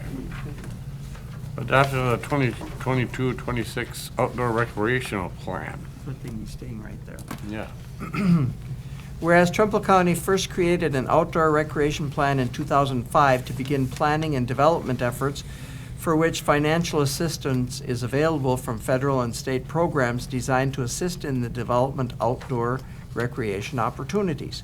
Whereas the county's outdoor recreation plan is intended to assure the county's and municipalities' eligibility to participate in the Federal Land and Water Conservation Fund Program, LWCF, Aids for the Acquisition and Development of Local Parks, ADLP, Urban Green Space Program, URGP, and Urban Rivers Grant Program, URGP, as well as other programs. Whereas the county's outdoor recreation plan needs updating and additional information in order to guide future development of the county's own recreational properties and initiatives, and whereas the update process included reviewing and updating applicable maps, developing or reaffirming action plans for the future, and gathering information on recreational opportunities in the county from municipalities and the county's Parks, Tourism, and Economic Development Committee. Whereas the county's Parks, Tourism, and Economic Development Committee recommends the adoption of the updated outdoor recreation plan. Now, be it resolved that the Trempealeau County Board of Supervisors hereby adopts the attached updated outdoor recreation plan, which replaces the existing outdoor recreation plan adopted in 2017. Introduced by Parks, Tourism, and Economic Development Committee, Beth Killian, Jeannie Nutter, Buzz Sorgi, Michelle Haynes, Bob Petrick. I move to adopt. Second. Moved by Nutter, second by Ms. Haynes. Yeah. Any, we have Mike here again. Want to explain this plan? Sure. This plan really helps us provide a vision for where we're going in the future regarding parks and recreation in the county. We had good public participation through a survey. I think we had over 300 people participate in that survey. We had very good discussion at the committee level, what should be included. In the back section of the plan, we have a implementation plan where it kind of sets what projects are high priority, medium, and low. So that was very helpful, and this will again help us obtain grants. And one of the highest priorities in 2022 will be to work on a Petrick Park master plan, and so we'll be working on that as one of the priorities. And interesting enough, in 2022, it's the 50th anniversary of Petrick Park. So it kind of is some real good synergy for that. Actually, I think the date is September 22nd, 2022. Sounds good. Is we're having a big celebration at Petrick Park to commemorate the 50th anniversary. So signs, we had signs out like a year and a half before, so it's going to be fun. Okay. Just one other thing, this plan also helps, and I hope you all read it, because you all got a copy of it, and it is beautiful. And we have to thank Abby Nice Wonder. She was instrumental in helping us develop and work on this plan. It's beautiful, I think. This helps communities get conservation grants, which is why we have to have it done. If we didn't have it, that option wouldn't be available to communities to utilize these grants. That's a good point. There's a section in the plan that communicates the priorities of the incorporated municipalities as well. Yep. It's a beautiful plan. It's the best one we've ever done. Okay. Ms. Killian, a comment? Yes, I don't mind. In addition to Abby. Microphone. Oh, there we go. In addition to Abby from the Mississippi River Regional Planning, I would also like to thank and commend Mr. Sorgi and Ms. Nutter for their extra hard work with Mr. Grover, in putting this together, because I think without them taking the bull by the horns, we might not have had it done for approval today. Sure. Thank you. Any other comments? Hang on, this doesn't require a roll call vote because there's no money involved, but, so just looking for approval. All those in favor signify by saying aye. Aye. Opposed? Hearing none, it's carried. Item E, Property and Executive Finance Committee. That's the transfer from general fund for the Vista system support and maintenance. Anywhere from, he's not here, is he, Tim? I don't see him on there either. No. Okay, whereas the Trempealeau County Communications Center requires the use of a Vesta 911 response system to accept communications, locate callers, and dispatch responders. Whereas the existing system was purchased with 5 years of prepaid support and maintenance for all components in 2016, and whereas that support agreement expired in October of this year with no funds available in the 2021 and 2022 budgets to renew the services. And whereas the estimated cost to renew the agreement for this critical production system is $15,554.89, and whereas purchase of this system support is essential to the continued operations in the Trempealeau County 911 Communications Center, now be it resolved that the Trempealeau County Board of Supervisors approves the transfer of $15,554.89 from the general fund to account 101.51450.210 for the purchase of the 2021 Vesta Support Maintenance. Introduced by Property Committee, Chuck Wallach, Dan Schreiner, Randy Tolfson, Richard Seisha, Tim Zeglin, and Executive Finance Committee, Chuck Wallach, George Brandt, Tim Zeglin, John Austin, Richard Seisha. Move for adoption. Moved by Mr. Brandt to approve, or is there a second? Second. Second by Mr. Tolson. Mr. Chair, I suspect the sheriff is on to answer any questions related to because this is the 911 communication system, critical component. Sheriff, do you have anything to say? Yeah, there is. Well, I thought I'd better be here just in case. Can you all hear me okay? Yeah. Okay. So this is basically the computers program software maintenance that, typically whenever you buy software nowadays, it seems like you got to buy maintenance to support it. This one kind of snuck up on us. I didn't realize that we had this agreement out there. It's like 5 years in the making, and basically we were just given notice here a couple weeks ago that it was set to expire and that we had to take action to renew it so that we had maintenance on our 911 call taking software. Okay. Ms. Miller, or Ms. Miller. Brett, can you hear me? Yes.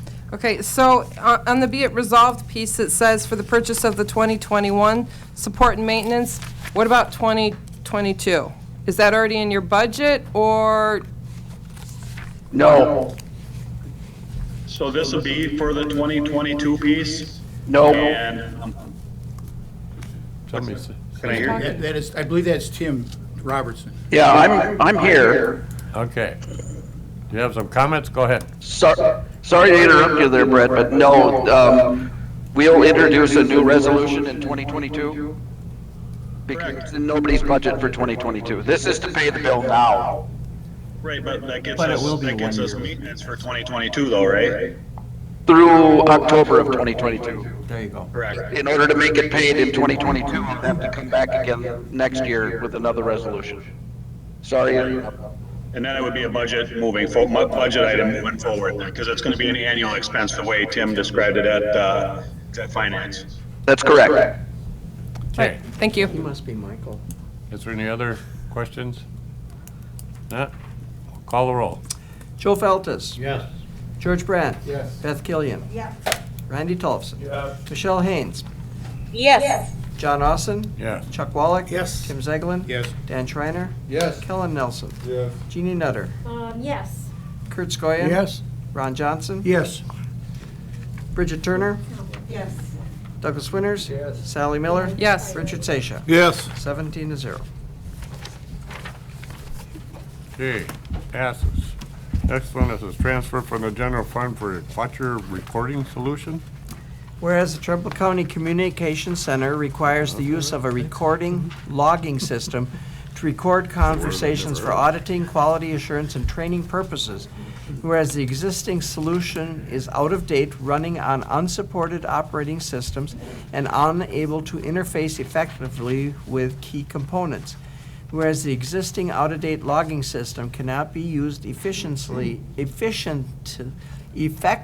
I can't even talk today, with Pro QA for the critical auditing function, and whereas the estimated cost to secure a replacement logging solution from Accuture, I think it's Accuture, but I'm not sure. Equiture. that company that meets current and future needs Right. is $49,825.55. Whereas the purchase of this system will greatly assist in modernization of the 911 Communications Center.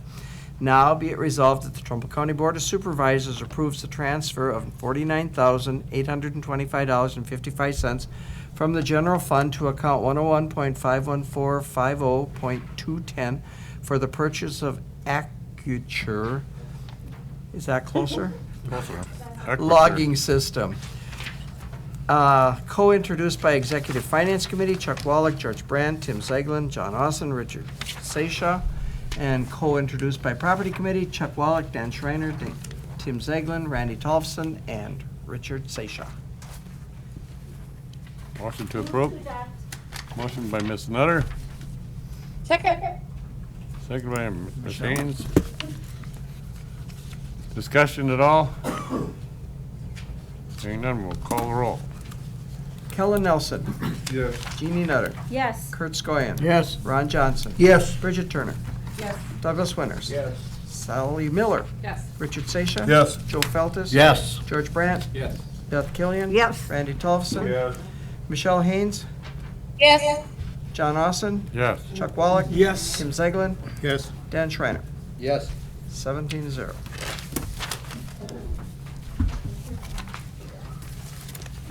I'm sure the guests we have in the audience have been waiting for this one for a while. Shall we skip it? Anybody want to table this for a month? No. Item F. It's come from the Highway Committee, authorize the opening of all all county highways for the ATV, UTV routes. Whereas the Highway Committee has voted in favor of opening all county highways in Trumbull County to ATV, UTV routes as the County Traffic Ordinance 7.07 gives them the authority to do so to help provide an economic benefit to the businesses in the county as well as eliminate confusion for enforcement purposes and riders seeking which roads are open and not, and cleaning up the ATV road signage needs.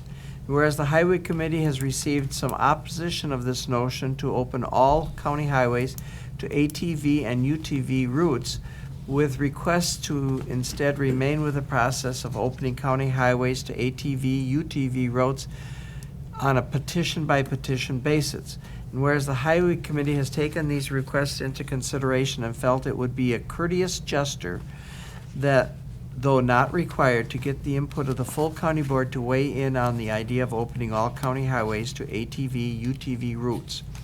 Now be it resolved that the Trumbull County Board of Supervisors supports the Highway Committee in opening all county highways as ATV, UTV routes. Introduced by Highway Committee, John Austin, Randy Tolfson, Kurt Skoyan. Okay. Motion by Feltus. Second to that? Second. Motion by Tolleson, or second by Tolleson. Just a little background on it. This is something that's going on for at least over 2 years. I actually got some notes here. 2 years ago, we had a hearing on this in the Trempealeau room, actually. We had 25 yes votes to pass this, 8 no votes. The only operation was from the 4 townships. One is Chimney Rock, Albion, Unity, and one other one. Hale. What? Hale. And then the rest, 6 townships have completely opened their roads now. Anyway, but this will boost, this will boost the sales tax revenues by encouraging riders to travel from their residence in the township that doesn't have a business like Chimney Rock or Burnside to travel into the area where there is business or to spend their money at. Well, and Chimney Rock has been brought out, and Burnside has business, but Chimney Rock doesn't have any business. Opening all highways cleans up all the signage problems, reduces the clutter, simplifies law enforcement. Another point he made was Pepin County approved theirs on Thursday night. They opened all their roads in Pepin County, so Clark County, most of Jackson County, and Pepin County, and Buffalo County have opened most of their roads or all their roads. So basically, it's happening all in neighboring counties. So the Highway Committee voted to approve this. It can be just going through the Highway Committee, but just out of courtesy, we wanted to go to full board and see what their feelings are on the whole board. So, that's all Mr. Chairman, yes. Go ahead, Dan. I just wanted to mention that Turn your mic on. the town of Caledonia is also opposed to ATV, UTVs in operation in their township. I Okay. received a call today from them. Okay. Any other comments? Definitely. Mr. Ziegler? Before we even discuss the merits or demerits of opening the county, I have to quarrel with the wording of the resolution. The resolution says that the Highway Committee has voted in favor of opening all county highways and that they are forwarding that thought, that idea to the full board for approval. That is not what happened. That last Tuesday. That is not the motion that was made and voted on last Tuesday.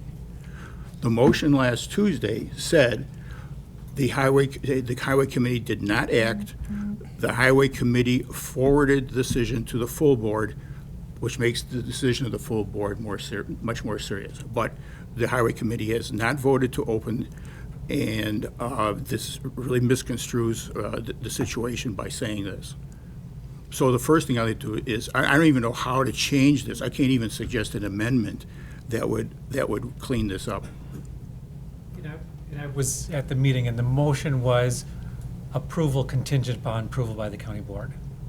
The approval, That the highway committee was approving it contingent upon the county board approving it. I anticipated this. I would, if I can get Derek out here, I would like the whole, the meeting, the Highway Committee meeting of last week is now online. It's available for everybody to watch. And I would like everybody to watch the actual motion. That we might go back a little bit to discuss it, but the discussion that preceded the motion, and the vote. Are you ready, Derek? Here's what happened Tuesday morning.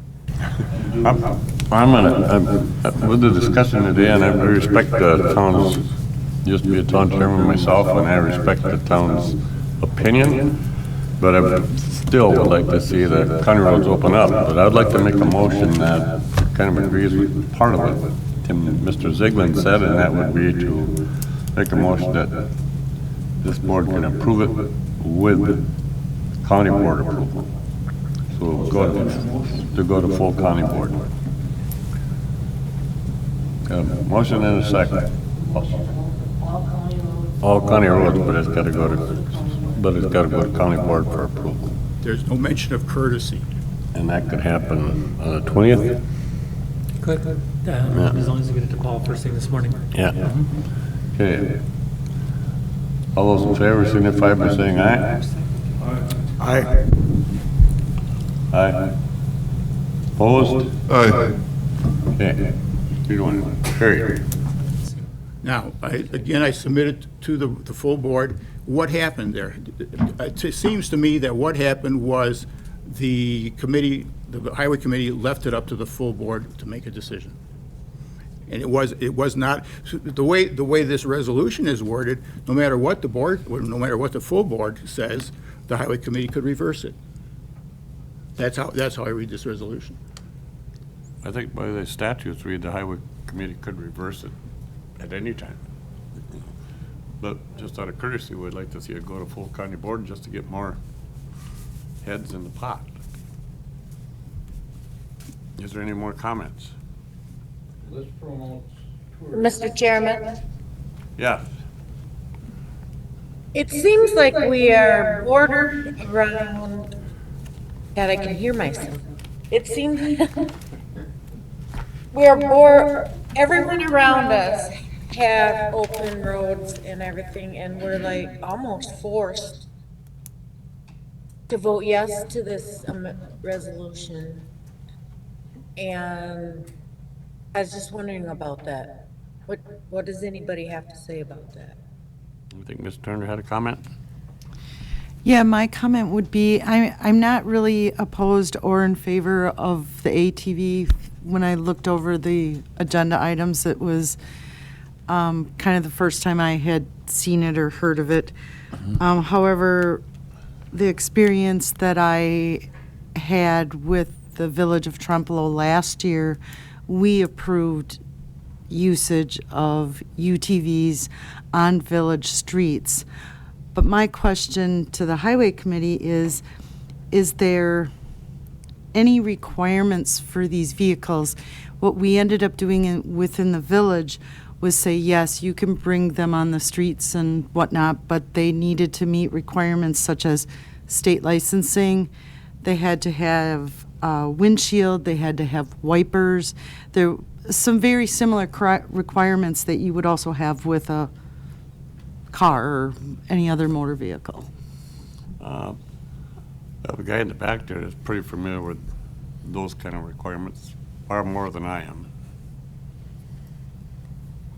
Mr. Chairman, if you're going to let this gentleman make public comment, then you should open it up there. I mean, you're opening up for public. I would just like to answer that question, but No, that's what you're doing. Who is he? as far as I know, he's, I'm the president of the Osceola Area Dusty Riders ATV Club. I guess I would have to agree with Mr. Zabel. This is a public comment. okay. Do you just want an answer to the question? I just want to answer that question for the licensing and. All ATVs that are used on a road or trail have to be licensed. Thank you. That's all I needed. So then do they also require other things such as windshield or wipers? An ATV doesn't because they don't have a windshield. UTVs, if you have a VIN number on that, you have to go and register that through the DNR and the DOT. You have to make a license plate, same as like on a moped or a bicycle, motorcycle. It's got to sit on the back of your vehicle. So it is registered and it is licensed through the state of Wisconsin, so they do know that. When you give them that VIN number, they know whether or not that thing is road ready. So it has to have lights, has to have taillights, has to have all those criteria to fill out before you ever get a permission to put a license plate on it. Those things have to be taken care of before you're allowed to ride on them. The only exemption would be farmers, and that is just on a tag and a permit to ride on the roads for checking their fields and crops and things like that, cattle. But for recreational use, yes, you have to have them licensed for that purpose. Doesn't say that you have to have a windshield, but it has to have the lights and the tail lights and everything else. You have to have seat belts on them where you don't on an ATV. And so then they would be monitored and under the requirements and restrictions of, Wisconsin DOT and the DNR, yes, okay. correct. You can't be under the age of 16 and drive on the road without a parent with you. Basically the same as a car. thank you. Ms. Miller. I guess I'm kind of going to just even process here. So is this before the board? If this is a decision that the Highway Committee has the authority to make on their own, and this board votes, for example, not to support this, is the Highway Committee still has the authority to do what they want? I mean, are we just even wasting time discussing and voting on this if the Highway Committee already has that jurisdiction, that authority, and likely will do it? This was a discussion prior to the Highway Committee meeting. It's my opinion, legal opinion, that the Highway Committee has the sole authority to approve opening up the county road highways to ATV and UTV routes. It does not require county board approval. There was some discussion that it would be nice to have input from all the different districts, because there were some districts that were talking about it, but not from everybody. And so there was a thought that maybe all the districts weighing in on it would be kind of a nice option to have. Okay. Mr. Schreiner. Has there been any discussion on how to approach those townships who do not want their roads open to ATV and UTVs? You know, a lot of what I'm hearing, not in just this topic, but other topics, is the townships being instructed on how they have to do business by the county, and that kind of widens the gap that seems to be growing on its own anyway. I am reluctant to take action that will help us alienate other individuals and units of government within the county. I'm not that concerned with what other counties are doing. We have a process in place, and it's difficult for me to tell somebody from another township that I'm not that concerned with what you think we're going to do this. There's excellent reasons to open up roads, but against a township's wishes, I'm uncomfortable, to say the least, with that. Okay, Ms. Nutter.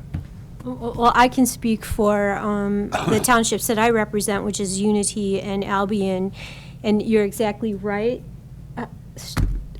Supervisor Schreiner. The issue with our town board chairs is taking local control away from the town boards. Town boards know their areas, know their roads, and we're happy with the process of petitioning the highway department, which is what is in place now, for specific roads to be open. I will vote no on this because I feel strongly that I need to represent and support my town board chairs, because they know the roads, they know how things operate in their town, and I want to maintain local control as much as possible. Okay. Mr. Schreiner. Maybe I can ask Rick Niemeyer to, maybe, this is a little off topic, but to comment a little bit about what home rule means. In my understanding is that Wisconsin is a home rule state, and that the townships have the final say on what goes on in the township. They can be more restrictive than state law, can't be less restrictive than state law, but they do have a say in what goes on in the township. And do they have the ability to contest this? I vaguely remember that there's something in Chapter 23 of the Wisconsin statutes that addresses that, but I don't recall what that is off the top of my head. That there might be some process, but I'd have to review it. I don't know it off the top of my head. Again, it sounds vaguely familiar to me that there might be something in that chapter that might address that. Mr. Brandt. I think we may be confusing roads throughout the county. The resolution refers to county roads. It's possible that according to Mr. Niemeyer, not possible, according to Mr. Niemeyer, interpretation, our county traffic ordinance 7.07 gives a highway committee authority to do things with county roads. I know that the concerns of, especially in the town of Caledonia, unlike others, I can't speak for my township, because I'm not familiar with their position on it, but certainly from my own experience living in the town of Ettrick, especially for folks, UTV and ATV riders who are unfamiliar with the differentiation between a town road and a county road, and especially if the county is assuming that there will be no need for signage. One road looks like another road, and I've had the experience myself where someone thought, boy, that Hovery Lane looks pretty interesting, let's see where that goes, and pretty soon to discover that it's not even UTV friendly. So not to mention not even on one of the county roads that's currently an ATV, UTV trail. So this is a concern that the townships have, especially say in the town of Caledonia, where the county roads are the artery from which all of the town roads go off of, and that becomes the issue for the townships that haven't opened up their township roads. So and for which there are no UTV, ATV trails. I was at the meeting, a couple of meetings, including one of the county township meetings, in which this proposal was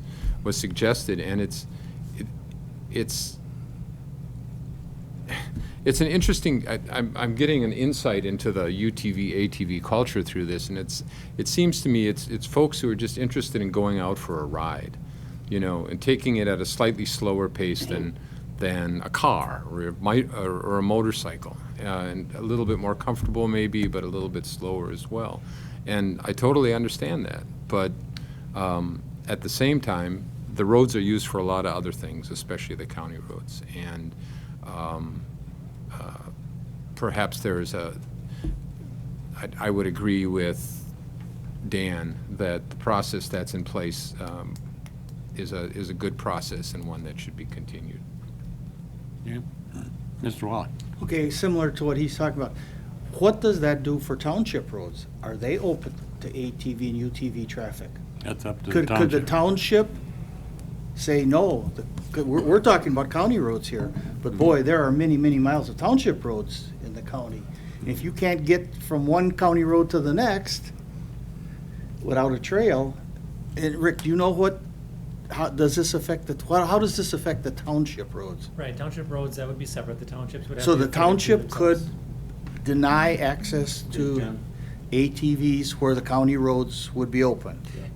I think so, but I'm trying to find the reference to that in the statute, but I remember seeing something about that. Okay, then going right along with that question, if they are not open and the county roads are, what kind of signage is gonna be required on all these roads? And that was a concern that was brought to me by one of the town chairmen, is how many hundreds of dollars is every township going to have to spend in signage to tell you which roads are accessible and which ones are not? So cost was a definite consideration for this town board chairman. He did not want his township to have spent thousands of dollars making signs for ATV trails. Mr. Tolson. There is a sign that they can put up on the county roads right at the town line that states that the county roads are open for UTV and ATV traffic. Any town roads that are not signed are not open. They put them on every town line. Township line. And it's on every county road. So that saves you a whole bunch of money in signage. Plus, from what I got from Mr. Ranka, the county already has a signing budget. And they're willing to do that off of that budget without costing anybody anything. Okay, so each individual town road would not need. Would not need a sign if you have the sign underneath on the county road that they're not open for UTV traffic without being signed as such. Yeah. Okay. Ms. Miller? That helps. That would. So the roads that would be closed, so the township roads and such, towns would fall within the jurisdiction of the sheriff's department. Who's going to enforce this? Because what I've heard back is that the sheriff has indicated he does not have an appetite and will not be instructing enforcement of any of this. So if somebody goes off onto a town road that's, marked as signed as not being open for these vehicles, that he will not be taking calls and sending anybody to respond. So the question I'm getting from town chairs is, what are their options available for them, and what happens when you end up with a disgruntled landowner and a disgruntled, vehicle driver, and there's no law enforcement responding? And that's a concern that was brought to me. Mr. Tolson. That is the reason for the license plate on the back. Identification. It's no different than a car going down your driveway and you got a dead-end driveway and you're not supposed to be there and you don't want them there. You get their license plate, you turn them into the sheriff's department. It's really no different. You get a license plate number, otherwise you say, geez, I seen George and he was driving a black one, went through. He's not supposed to be here. That's what the license plates are for, identification. If it's enforced. Hmm? If it's enforced, if the sheriff. Well, you get the license plate, you turn it into the sheriff's department, they deal with it. No different than a car. I mean, he's not gonna be everywhere, every time. You're gonna have to turn that stuff in if it gets abused. That's what it's for. But you got a way to identify it now because you got a license plate. The one problem with that, though, is the driver of legal age? You almost need somebody out there to check that. Is a driver legal age when he's going down the road in the car or traffic? Well, but I mean, those things happen. But what You're I'm gonna he- have bad people. What I've heard is the sheriff's not going to enforce it, which means you could take license plates all day long, and if you send it to sheriff's department and they don't do anything with it, you're just sending a pretty piece of paper to the Also sheriff's have the department. DNR involved in that too. So the DNR has the enforcement authority Yes, as they well. have. Both of them do. Okay. Ms. Miller, did you have another comment? Well, I do, and this isn't an answer to how we can support ATV and UTVs in our county, because we've had this conversation ongoing in the Parks Department. I believe even when Paul was involved with our committee. We do have public land, we do have, and we have talked about how we need to respond to ATV and UTV activity in our county. And we would love to develop trails so that people don't have to drive on the road. If you're out and wanting to see things, how you see stuff is when you're on UTV, ATV trails that go through woods and go through, like places up in Douglas County where there's a gazillion trails. And our Parks Committee would really love to look at how we can do that, and it's been an ongoing discussion, but it's not a solution to the problem. But I just want people to know that that's on our agenda and our minds, how we can utilize and make, similar to how we deal with snowmobiles. Problem with Trempealeau County, we don't have public lands like Jackson County. Well, no, Clark we don't County. have parks and stuff, but we do have, there are public lands in this county that are very underutilized. But not enough for a trailer to. Well, trail there to could go. be. I mean, there's. I mean, we're talking to guys that are going from Right. Osseo to Michigan. Right. I mean, we're lucky in the northern part, we have, four-wheeler. we have Never get the off. trail that goes from, goes through Strum from Osseo, Buffalo County. We're very lucky up there. But, we could better use our public lands. Ms. Kelly. I need a clarification. I believe Mr. Tollefson said license plates are on UTVs, but not ATVs? No, anything that's Oh, gonna be on the both, blacktop on road both, has to okay. have both. Thank you. And I learned at the meeting on Tuesday that ATV license plates are the same size, if not a little bit bigger than motorcycle licenses. So they're not tiny little squares, you can see them. Thank you. And actually, the one on the back of ours is huge, so. They used to be a small little thing. In fact, that's all I have yet because I use mine for ag purposes only. So I don't have a license plate. Mr. And I Chairman, tore my windshield off. Mr. Chairman, Yes. I think this would be my second time. I'd like to move this conversation back to my original point, because we've been arguing about the size of license plates for over 2 years now, or the decibel level of mufflers and the size of the windshields. That's really not the point at all. Here's the point. This has come up. I'd like to acquaint the board, most of the board, with what's happened here, this escalation of this conflict about this. 2 years ago, at the meeting that John referenced, I believe it was you, John, that promised the towns, there were a lot of them in attendance, that the process would be followed, that roads would be opened on a petition basis, road by road or township by township. That's what the towns heard 2 years ago. That was followed until August of this year. In August of this year, this club in Osseo, containing, according to this gentleman, about 100 people, petitioned the county to open six townships all across the northern part of the county. So the petition was to open Sumner, all county roads in Sumner, got to see the map in your mind, Sumner, Hale, Unity, Albion, Chimney Rock, and Burnside. That was the petition. I think Sumner did, right? And Sumner did. Let me finish, John. Yeah. All right, so the petition was to open 6 townships at once. After that, the townships of Chimney Rock, Albion, Unity, immediately, or as soon as they could have a meeting, passed resolutions saying, no, we don't want this. And they gave their reasons in the resolutions. The town of Hale said, no, we don't want this. And they didn't have a resolution, they had a letter, and they listed their reasons. So the argument should not be about the size of the license plates. The argument, the point is that these 6 townships said, no, we don't want them, and they listed their reason. We don't want our roads open, and they listed the reasons. Even if it's true that this resolution would only open county roads, as soon as you open the county roads, as Michelle said, you put pressure on the towns. How you can't, it's going to be difficult or impossible to distinguish without a sign on every road.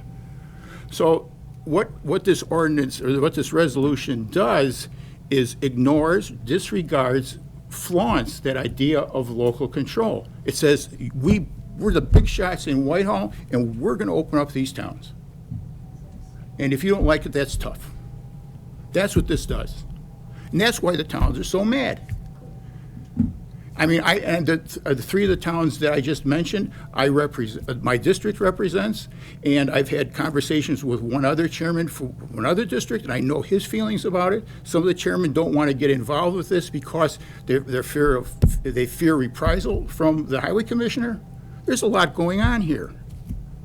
But the point is, if the town of Chimney Rock, Albion, Unity, Hale, if they all say, no, we don't want our roads open, we don't want our county roads open, and they give their reasons, and they said, this is the board, this is the county, this is the township's board's action, we as the county should respect that.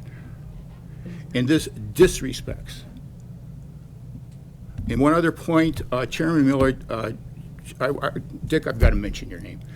Just whispered in my ear, saying that this board has the authority to overrule any committee decision. You want to stand by that, Dick? So that goes back to my original point about who's in charge here. I think the points are well taken. I think it probably should just send it back to Iowa and let them worry about it. I think we should decide it right now. You get this done. It's been going on for over 2 years. Go ahead. I guess I'm going to kind of go back to some things I've said on other issues. I'm not fond of committing what feels to me like government overreach. I feel like I'm being asked to vote on something I don't have the authority to vote on, and that is something that is never comfortable for me. And if this is authority that I'm not supposed to have by statute, I'm not comfortable trying to exercise it. It feels icky. Mr. Wallach. One other thing here that enters in is... Turn your mic on. Oh, yeah, okay. Is many of these county roads go through the city, and many cities have ordinances against ATVs on their streets. How does that happen when I live in Independence, County Q goes through? City of Independence doesn't allow ATVs on the streets, but can they go then on County Q through the city? I believe... Okay, so, but that was my question, is, so you can overrule the cities then too, if they don't want ATVs? Yes. But they can go, but the county roads are legal, so they can go in the county, okay, just asking, not arguing. Ms. Miller. We're going to limit to another 5 minutes. I've exceeded my time, so is it okay if I just Yeah, say just something? go ahead. Is there a way that some sort of a work group can be created, a group of people come together with the highway department and let's just kind of hammer that out there, and that way, you know, we find something everybody can live with? Because I love riding on 2 wheels, I love riding on 4 wheels, I love going out in the mud, I love mixing it up. I absolutely get it, I do. And I believe it's a healthy activity for families and people to engage in. I certainly want the tourism dollars. I certainly want that for our businesses. But I feel like we need a cooperative effort between the people who are involved in riding, so they know what their needs are, and we also need the townships in there saying what their needs are. And I think the highway department, you know, absolutely needs to be part of that conversation. So I'm going back to, I don't feel comfortable making this decision, but I think we need to get a group of people together who can hammer this out. We've actually been hammering this for 2 years, so. We'll get a different hammer. One more This will be my comment. last comment, because I may have already had 3, but I agree with Sally. I feel like I feel like voting on this, I'm interfering with how my local township operates, and it doesn't feel good to me. I don't want to be overreach. I think how it has operated with petitions has been good. and, you know, and our Tourism Economic Development Committee really needs to be involved too in this, and how we can be supportive of ATVs, our town boards, the highway department. You know, it just doesn't, what you said is perfect, it just doesn't feel right. For one thing, is this is winter time, now we're more concerned about snowmobiles, so this really won't happen till next spring before they start riding them again. So this is something that doesn't have to be done right on the spot, but Mr. Ziegler did have a motion on the floor to change this resolution, or to just... No, I did not make a motion, because I'm really not sure. The motion would change the language. The debate, the conversation debate we've had, it does circle around. It has touched on all the points. There's only one other point I would make. I don't know if I exceeded my limit, but the other paragraph in here, it says, whereas the Highway Committee has received some opposition to this notion to open all county roads, there is a permit process in place. I don't think we need a work group. There is a petition process already in place. That's the Highway Committee becomes the work group. But this resolution ignores it really ignores the existing process, overrides the existing process. And as far as the whereas says has received some opposition, that clip you just saw came at 1 minute and 16 seconds into the meeting. The first 2-3 minutes of the meeting were taken up with the usual approving the agenda and stuff like that. So there was over an hour of testimony from town's representatives from Albion, from Unity, no, not from Unity, Albion, okay, you were there from Unity, Albion, two people from Albion, one person from Chimney Rock, one person from Hale, one person from one town person representing those. For all that time, the 98% or 95% of the testimony was in opposition to this resolution. So to say that there was some opposition, it minimizes what happened or misrepresents what happened. That was my other objection to this. So I don't think we did a lot of discussion. I don't think we had a motion one way or the other on the whole. No. I don't think we ever. Well, we've got a motion. Well, you have a motion on the floor. Because it's Oh, yeah, Joe yeah, and that's right. Randy. Oh, okay. As it is. That's right. Well, Yep. did you want to go for the vote? Voted. Okay. I think we've had enough discussion on it as a committee, or as a board here tonight. Yes, Kurt. Yeah, what was the motion made? The motion was to accept this To adopt resolution. this resolution. Correct. Who made the motion? Joe Feltus. Joe Oh. and And Randy seconded it. Okay. I have my, yeah.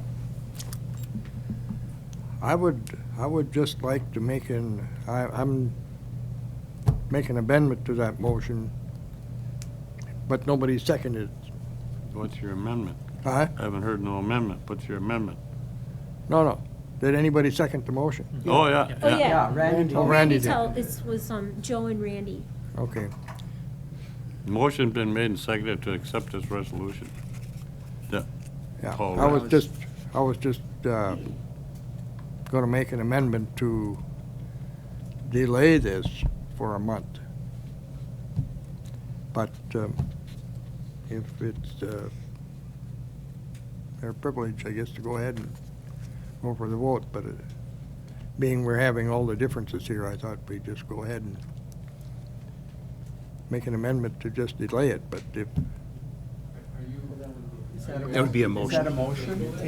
To table it Oh, and I'm- create a group, a work group? No, not to create a group, work group, just, If he makes an amendment, or if he's Yeah. going to table it, that one overrides but somebody's got to second that one then. But I Is don't your know. motion to table it? well, that was original, but being the amendment's been, or the motion been made and seconded, I withdraw that motion, or amendment. Well, the motion is to adopt to vote on, I'm sorry. The motion that's made by Joe and Randy seconding is to adopt this resolution. But if you make an amendment, if you want to vote, make a motion to table it, Help me with this, That would be my motion to table it for a then if month. somebody That overrides. seconds that, that overrides theirs. Okay. Sally seconded it. Okay. Table. Well, it's still got to be We have to voted vote on. on it. Vote to table the resolution. Hang on. Are you ready for a roll call? You want roll call on that, or just a voice? Let's do a roll call. Better do roll call. Okay, hang on. Okay. So this is a motion to table. This is a That's where motion we're- to table. Okay? Tim Zeglin, No. Dan Schreiner, No. Kellen Nelson, No. Jeannie Nutter, Yes. Kurt Skoyen, Yes. Ron Johnson, Yes. Bridget Turner, No. Doug Winters, No. Sally Miller, Yes. Richard Seisha, Yes. Joe Feltes, No. George Brandt, Yes. Beth Killian, No. Randy Tollefson, No. Michelle Haynes, No. John Austin, No. Chuck Wallach. Yes. It's close. It's 7 yes, 10 no. So, it's not tabled. It's not tabled? That's, yep. 10 people said no, not to table it, 7 said yes. Oh, okay. So then you call the question, right? Okay, and then we go back to the question for the resolution. Yes.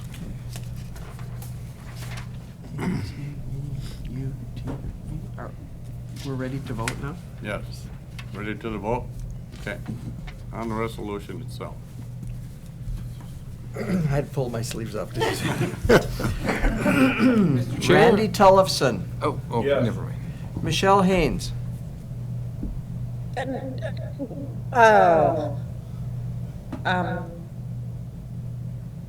No. John Austin, Yes. Chuck Wallach, No. Tim Zeglin, No. Dan Schreiner, No. Kellen Nelson, No. Jeannie Nutter, No. Kurt Skoyen, Yes. Ron Johnson, No. Bridget Turner, No. Douglas Winters, Yes. Sally Miller. Abstain. Do we have to have a reason? I don't have the authority, that's the reason. Oh, there you go, that's okay. Abstain is a no anyway. right? Richard Seisha, Yes. Joe Feltes, Yes. George Brandt, Sally, thank you for getting my question answered. Abstain for the same reason. and Beth Killian. No. 1, 2, 3, 4, 5, 6, 7, 8, 9. 1, 2, 3, 4, 5, 6. That's 15, and 6 yes, 9 no, and 2 abstentions. It failed. So it failed. And basically, abstention is like a no anyway, pretty much. It's an abstention, it's not a one way or another. You need 9 votes to approve. They had 6. And you have it, or the no has it. Didn't pass. I have a question. Yes. So how it operates stays in place?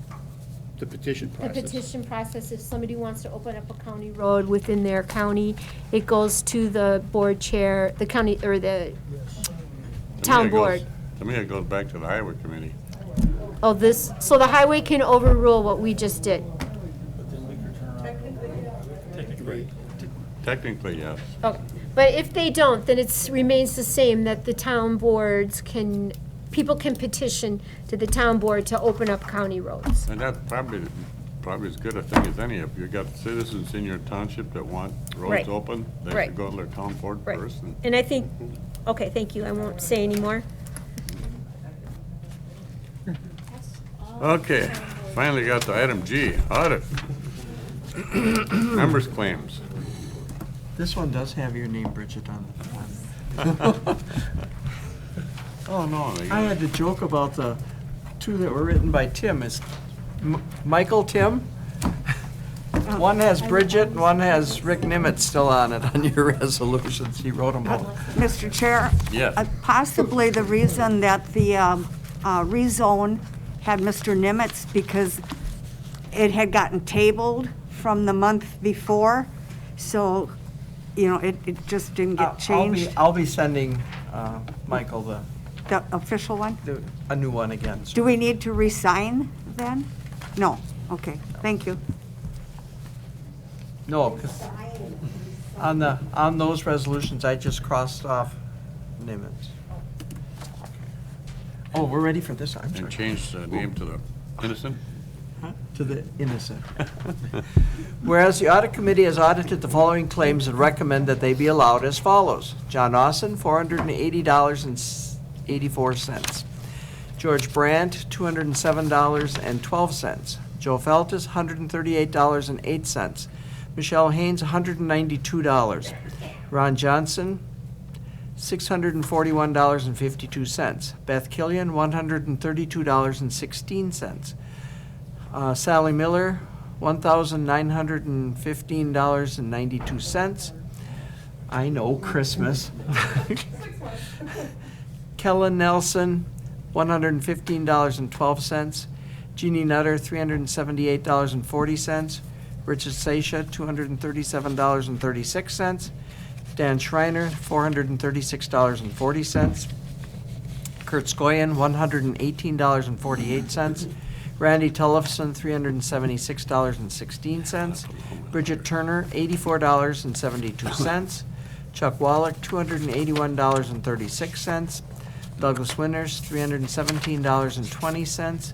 Tim Zeglin, $203.76. Total per diems, $5,050. Total expenses, $1,206.60. Grand total, $6,256.60. Now, be it resolved that the claims be allowed as shown, introduced by Audit Committee, John Austin, Michelle Haynes, Chuck Wallach. Move to approve. Motion made and seconded. Any discussion at all? Very now, we'll call the roll. Richard Seisha. Yes. Joe Feltus. Yes. George Brandt. Yes. Beth Killian. Yes. Randy Tullifson. Yep. Michelle Haynes. Yes. John Austin. Yes. Chuck Wallach. Yes. Tim Zeglin. Yes. Dan Schreiner. Yes. Kellen Nelson. Yes. Jeannie Nutter. Yes. Kurt Skoyen. Yes. Ron Johnson. Yes. Bridget Turner. Yes. Douglas Winters. Yes. Sally Miller. Yes. 17-0. Okay. Announcements. Have letters, do you have all the letters? You want to read the letters? I got them. The first one's the. First one is for the an healthcare center. election. It's election to succeed Doug Winters and Michelle Haynes, and we do have a letter from the healthcare director to keep them on.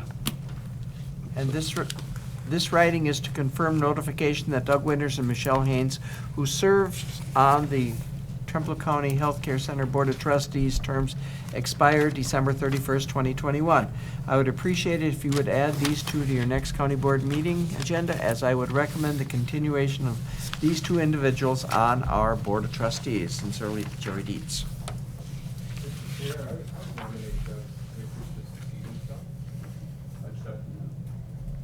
You don't have to second nomination. How about Michelle? What? I nominate Michelle. Oh. Okay, so we have the nominations. Yep.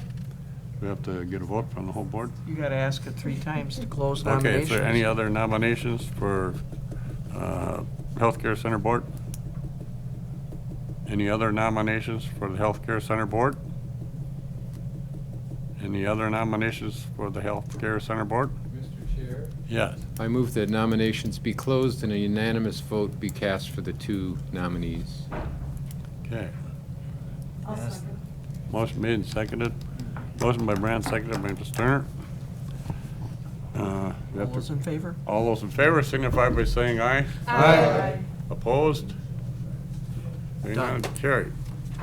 Appoint a citizen to succeed Sherry Brazda, and that was on ADRC board, wasn't it? No, Housing Authority Board. Oh, Housing Authority Board. Dear Mr. Austin, the Housing Authority of Trempealeau County is requesting reappointment of Sherry Brazda of Pigeon Falls to the Housing Authority of Trempealeau County Board of Directors. Ms. Brazda's term expires 12/31/21. Ms. Brazda's knowledge, past experience, and involvement in the community is a tremendous benefit to our agency. Thank you for consideration. Sincerely, Francis Menka, Executive Director, and you just do appointment and it's confirmed. Okay, so I appoint Sherry Brazda to succeed as a citizen member to the Trumbull County Housing. All those in favor? Oh, somebody's got to make a motion Oh. to confirm. yeah. I make a motion to approve. Second. Motion made, seconded. All those in favor signify by saying aye. Aye. Opposed? Carried. An appointment to succeed Paul Flessler that's on the Veteran Service Board. This is please reappoint Paul Besler-Batrick to the Veteran Service Commission for the term ending December 31, 2024. Sincerely, Steve Young, Veteran Service Officer. I'll second Sally's motion. So he's going to make the appointment, then somebody's I got to come. appoint Paul Bessler on a recommendation from Steve Young. I know, he was also, Sally and Bridget. also was state commander last year. He was also state Legion commander Three last times year, the charm. so Good representative. So all those in favor signify by saying aye. Aye. Opposed? That's carried. Which one I got left? There's one more. One more. Okay, Winding Library. appointment, Winding River Library. Dear Board of Supervisors, the Winding River Library System, WRLS Board of Trustees, has appreciated the appointment and service of June Pulowski on our board for many years. Her current term expires at the end of 2021, and if it is Trumbull County's will, both Ms. Pulowski and WRLS Board would very much appreciate her reappointment for another term to expire at the end of 2024. We look forward to continuing to work with the Trumbull County Board of Supervisors to enrich life in Trumbull County through vibrant and enriching library services. Your partnership is very much appreciated. Sincerely, Kristen Anderson, Director. My appointment would be Ms. Pulowski. Looking for a motion to approve. I'll second. Motion by Brandt, seconded by Nutter. All those in favor signify by saying aye. Aye. Gee. Now Okay, we're on a roll. now you have the budget. They were on your tables. The general fund and the sales tax were in your packets. So any questions, let me know. Okay. Correspondence. No, you got B. Oh, I do have B. Oh, COVID-19 committee update. Do you have something? No. Nothing? Okay. Nada? Nada. Okay. It sounds on the news, it sounds like things are escalating again, according to the news. Okay, I got one correspondence. correspondence, we have, no, Yes. Well, most everybody, I guess I got to say that because I got to apologize to Jeannie. Most everybody knew that Mike Nelson passed away. The county board did do a porch pot arrangement for the funeral, and we did get a thank you back from the family, so I was just going to read the thank you. And I did put over on the table his obituary and funeral service. As difficult as these times seem to us now, our sorrow turns to strength because of friends and family like you. Thank you for your kindness, the family of Mike Nelson. And then she also wrote, thank you for the beautiful porch pot. Mike enjoyed his service to the county board and treasured the friendships he made. that was tough for you to do. That was tough for you to do. Did you mention the $5? Oh, that's under announcements too. Our Sunshine Fund is getting low. Actually, it's in the hole right now. So anybody who wants to pay their dues, Lynn will be up here for a couple minutes afterwards. Otherwise, I think you all got a letter from me about it, so. If you paid it earlier, it was $5, but if you're late, it's 10. No, just kidding. Yes. I just want to say one thing to Kellen, that it was an honor to sit next to Mike Nelson for 6 years, even though we got in trouble for yakking sometimes when we weren't supposed to. But I do want to say, this is really important. One thing I learned from Mike Nelson, when I knew of him when I was not on the county board. He was not someone I thought I would be pals with because we disagreed on some things that were really important to me. But he taught me about how important it is to have relationships with people who may be different from you. And I will really miss your dad because he taught me to be a better person and to listen to what other people say. So Mike was an amazing man, and I will miss him dearly. So I was blessed to be able to sit next to him. So you better start acting more like your dad. You are. We were naughty during the meeting. You didn't have any other correspondence? I didn't have any other correspondence. Okay, number 10, need a motion to instruct the clerk to pay mileage per diem. I forgot I got one more roll call vote here. Dang. Motion by Stacia, was a second by who? Second by Mr. Feltus. All three of us. It was thirded. Second and a third, the fifth. Yeah. A fifth? Who had the fifth? Yeah. No, the fifth. Okay. That's coming. Okay, roll Doug call vote. Winters. Yes. Sally Miller. Yes. Richard Seixas. Joe Feltus. George Brandt. Beth Killian. Yes. Randy Tollefson. Michelle Haynes. Yes. John Austin. Yeah. Chuck Wallach. Tim Zeglin. Dan Schreiner. Kellen Nelson. Jeannie Nutter. Kurt Skoyan. Ron Johnson. Bridget Turner. Yes. 17-0. 17-0. Hope everybody has a Merry Christmas. January 24th is our next meeting, so we can adjourn this one at, what's it, 9:26 or so?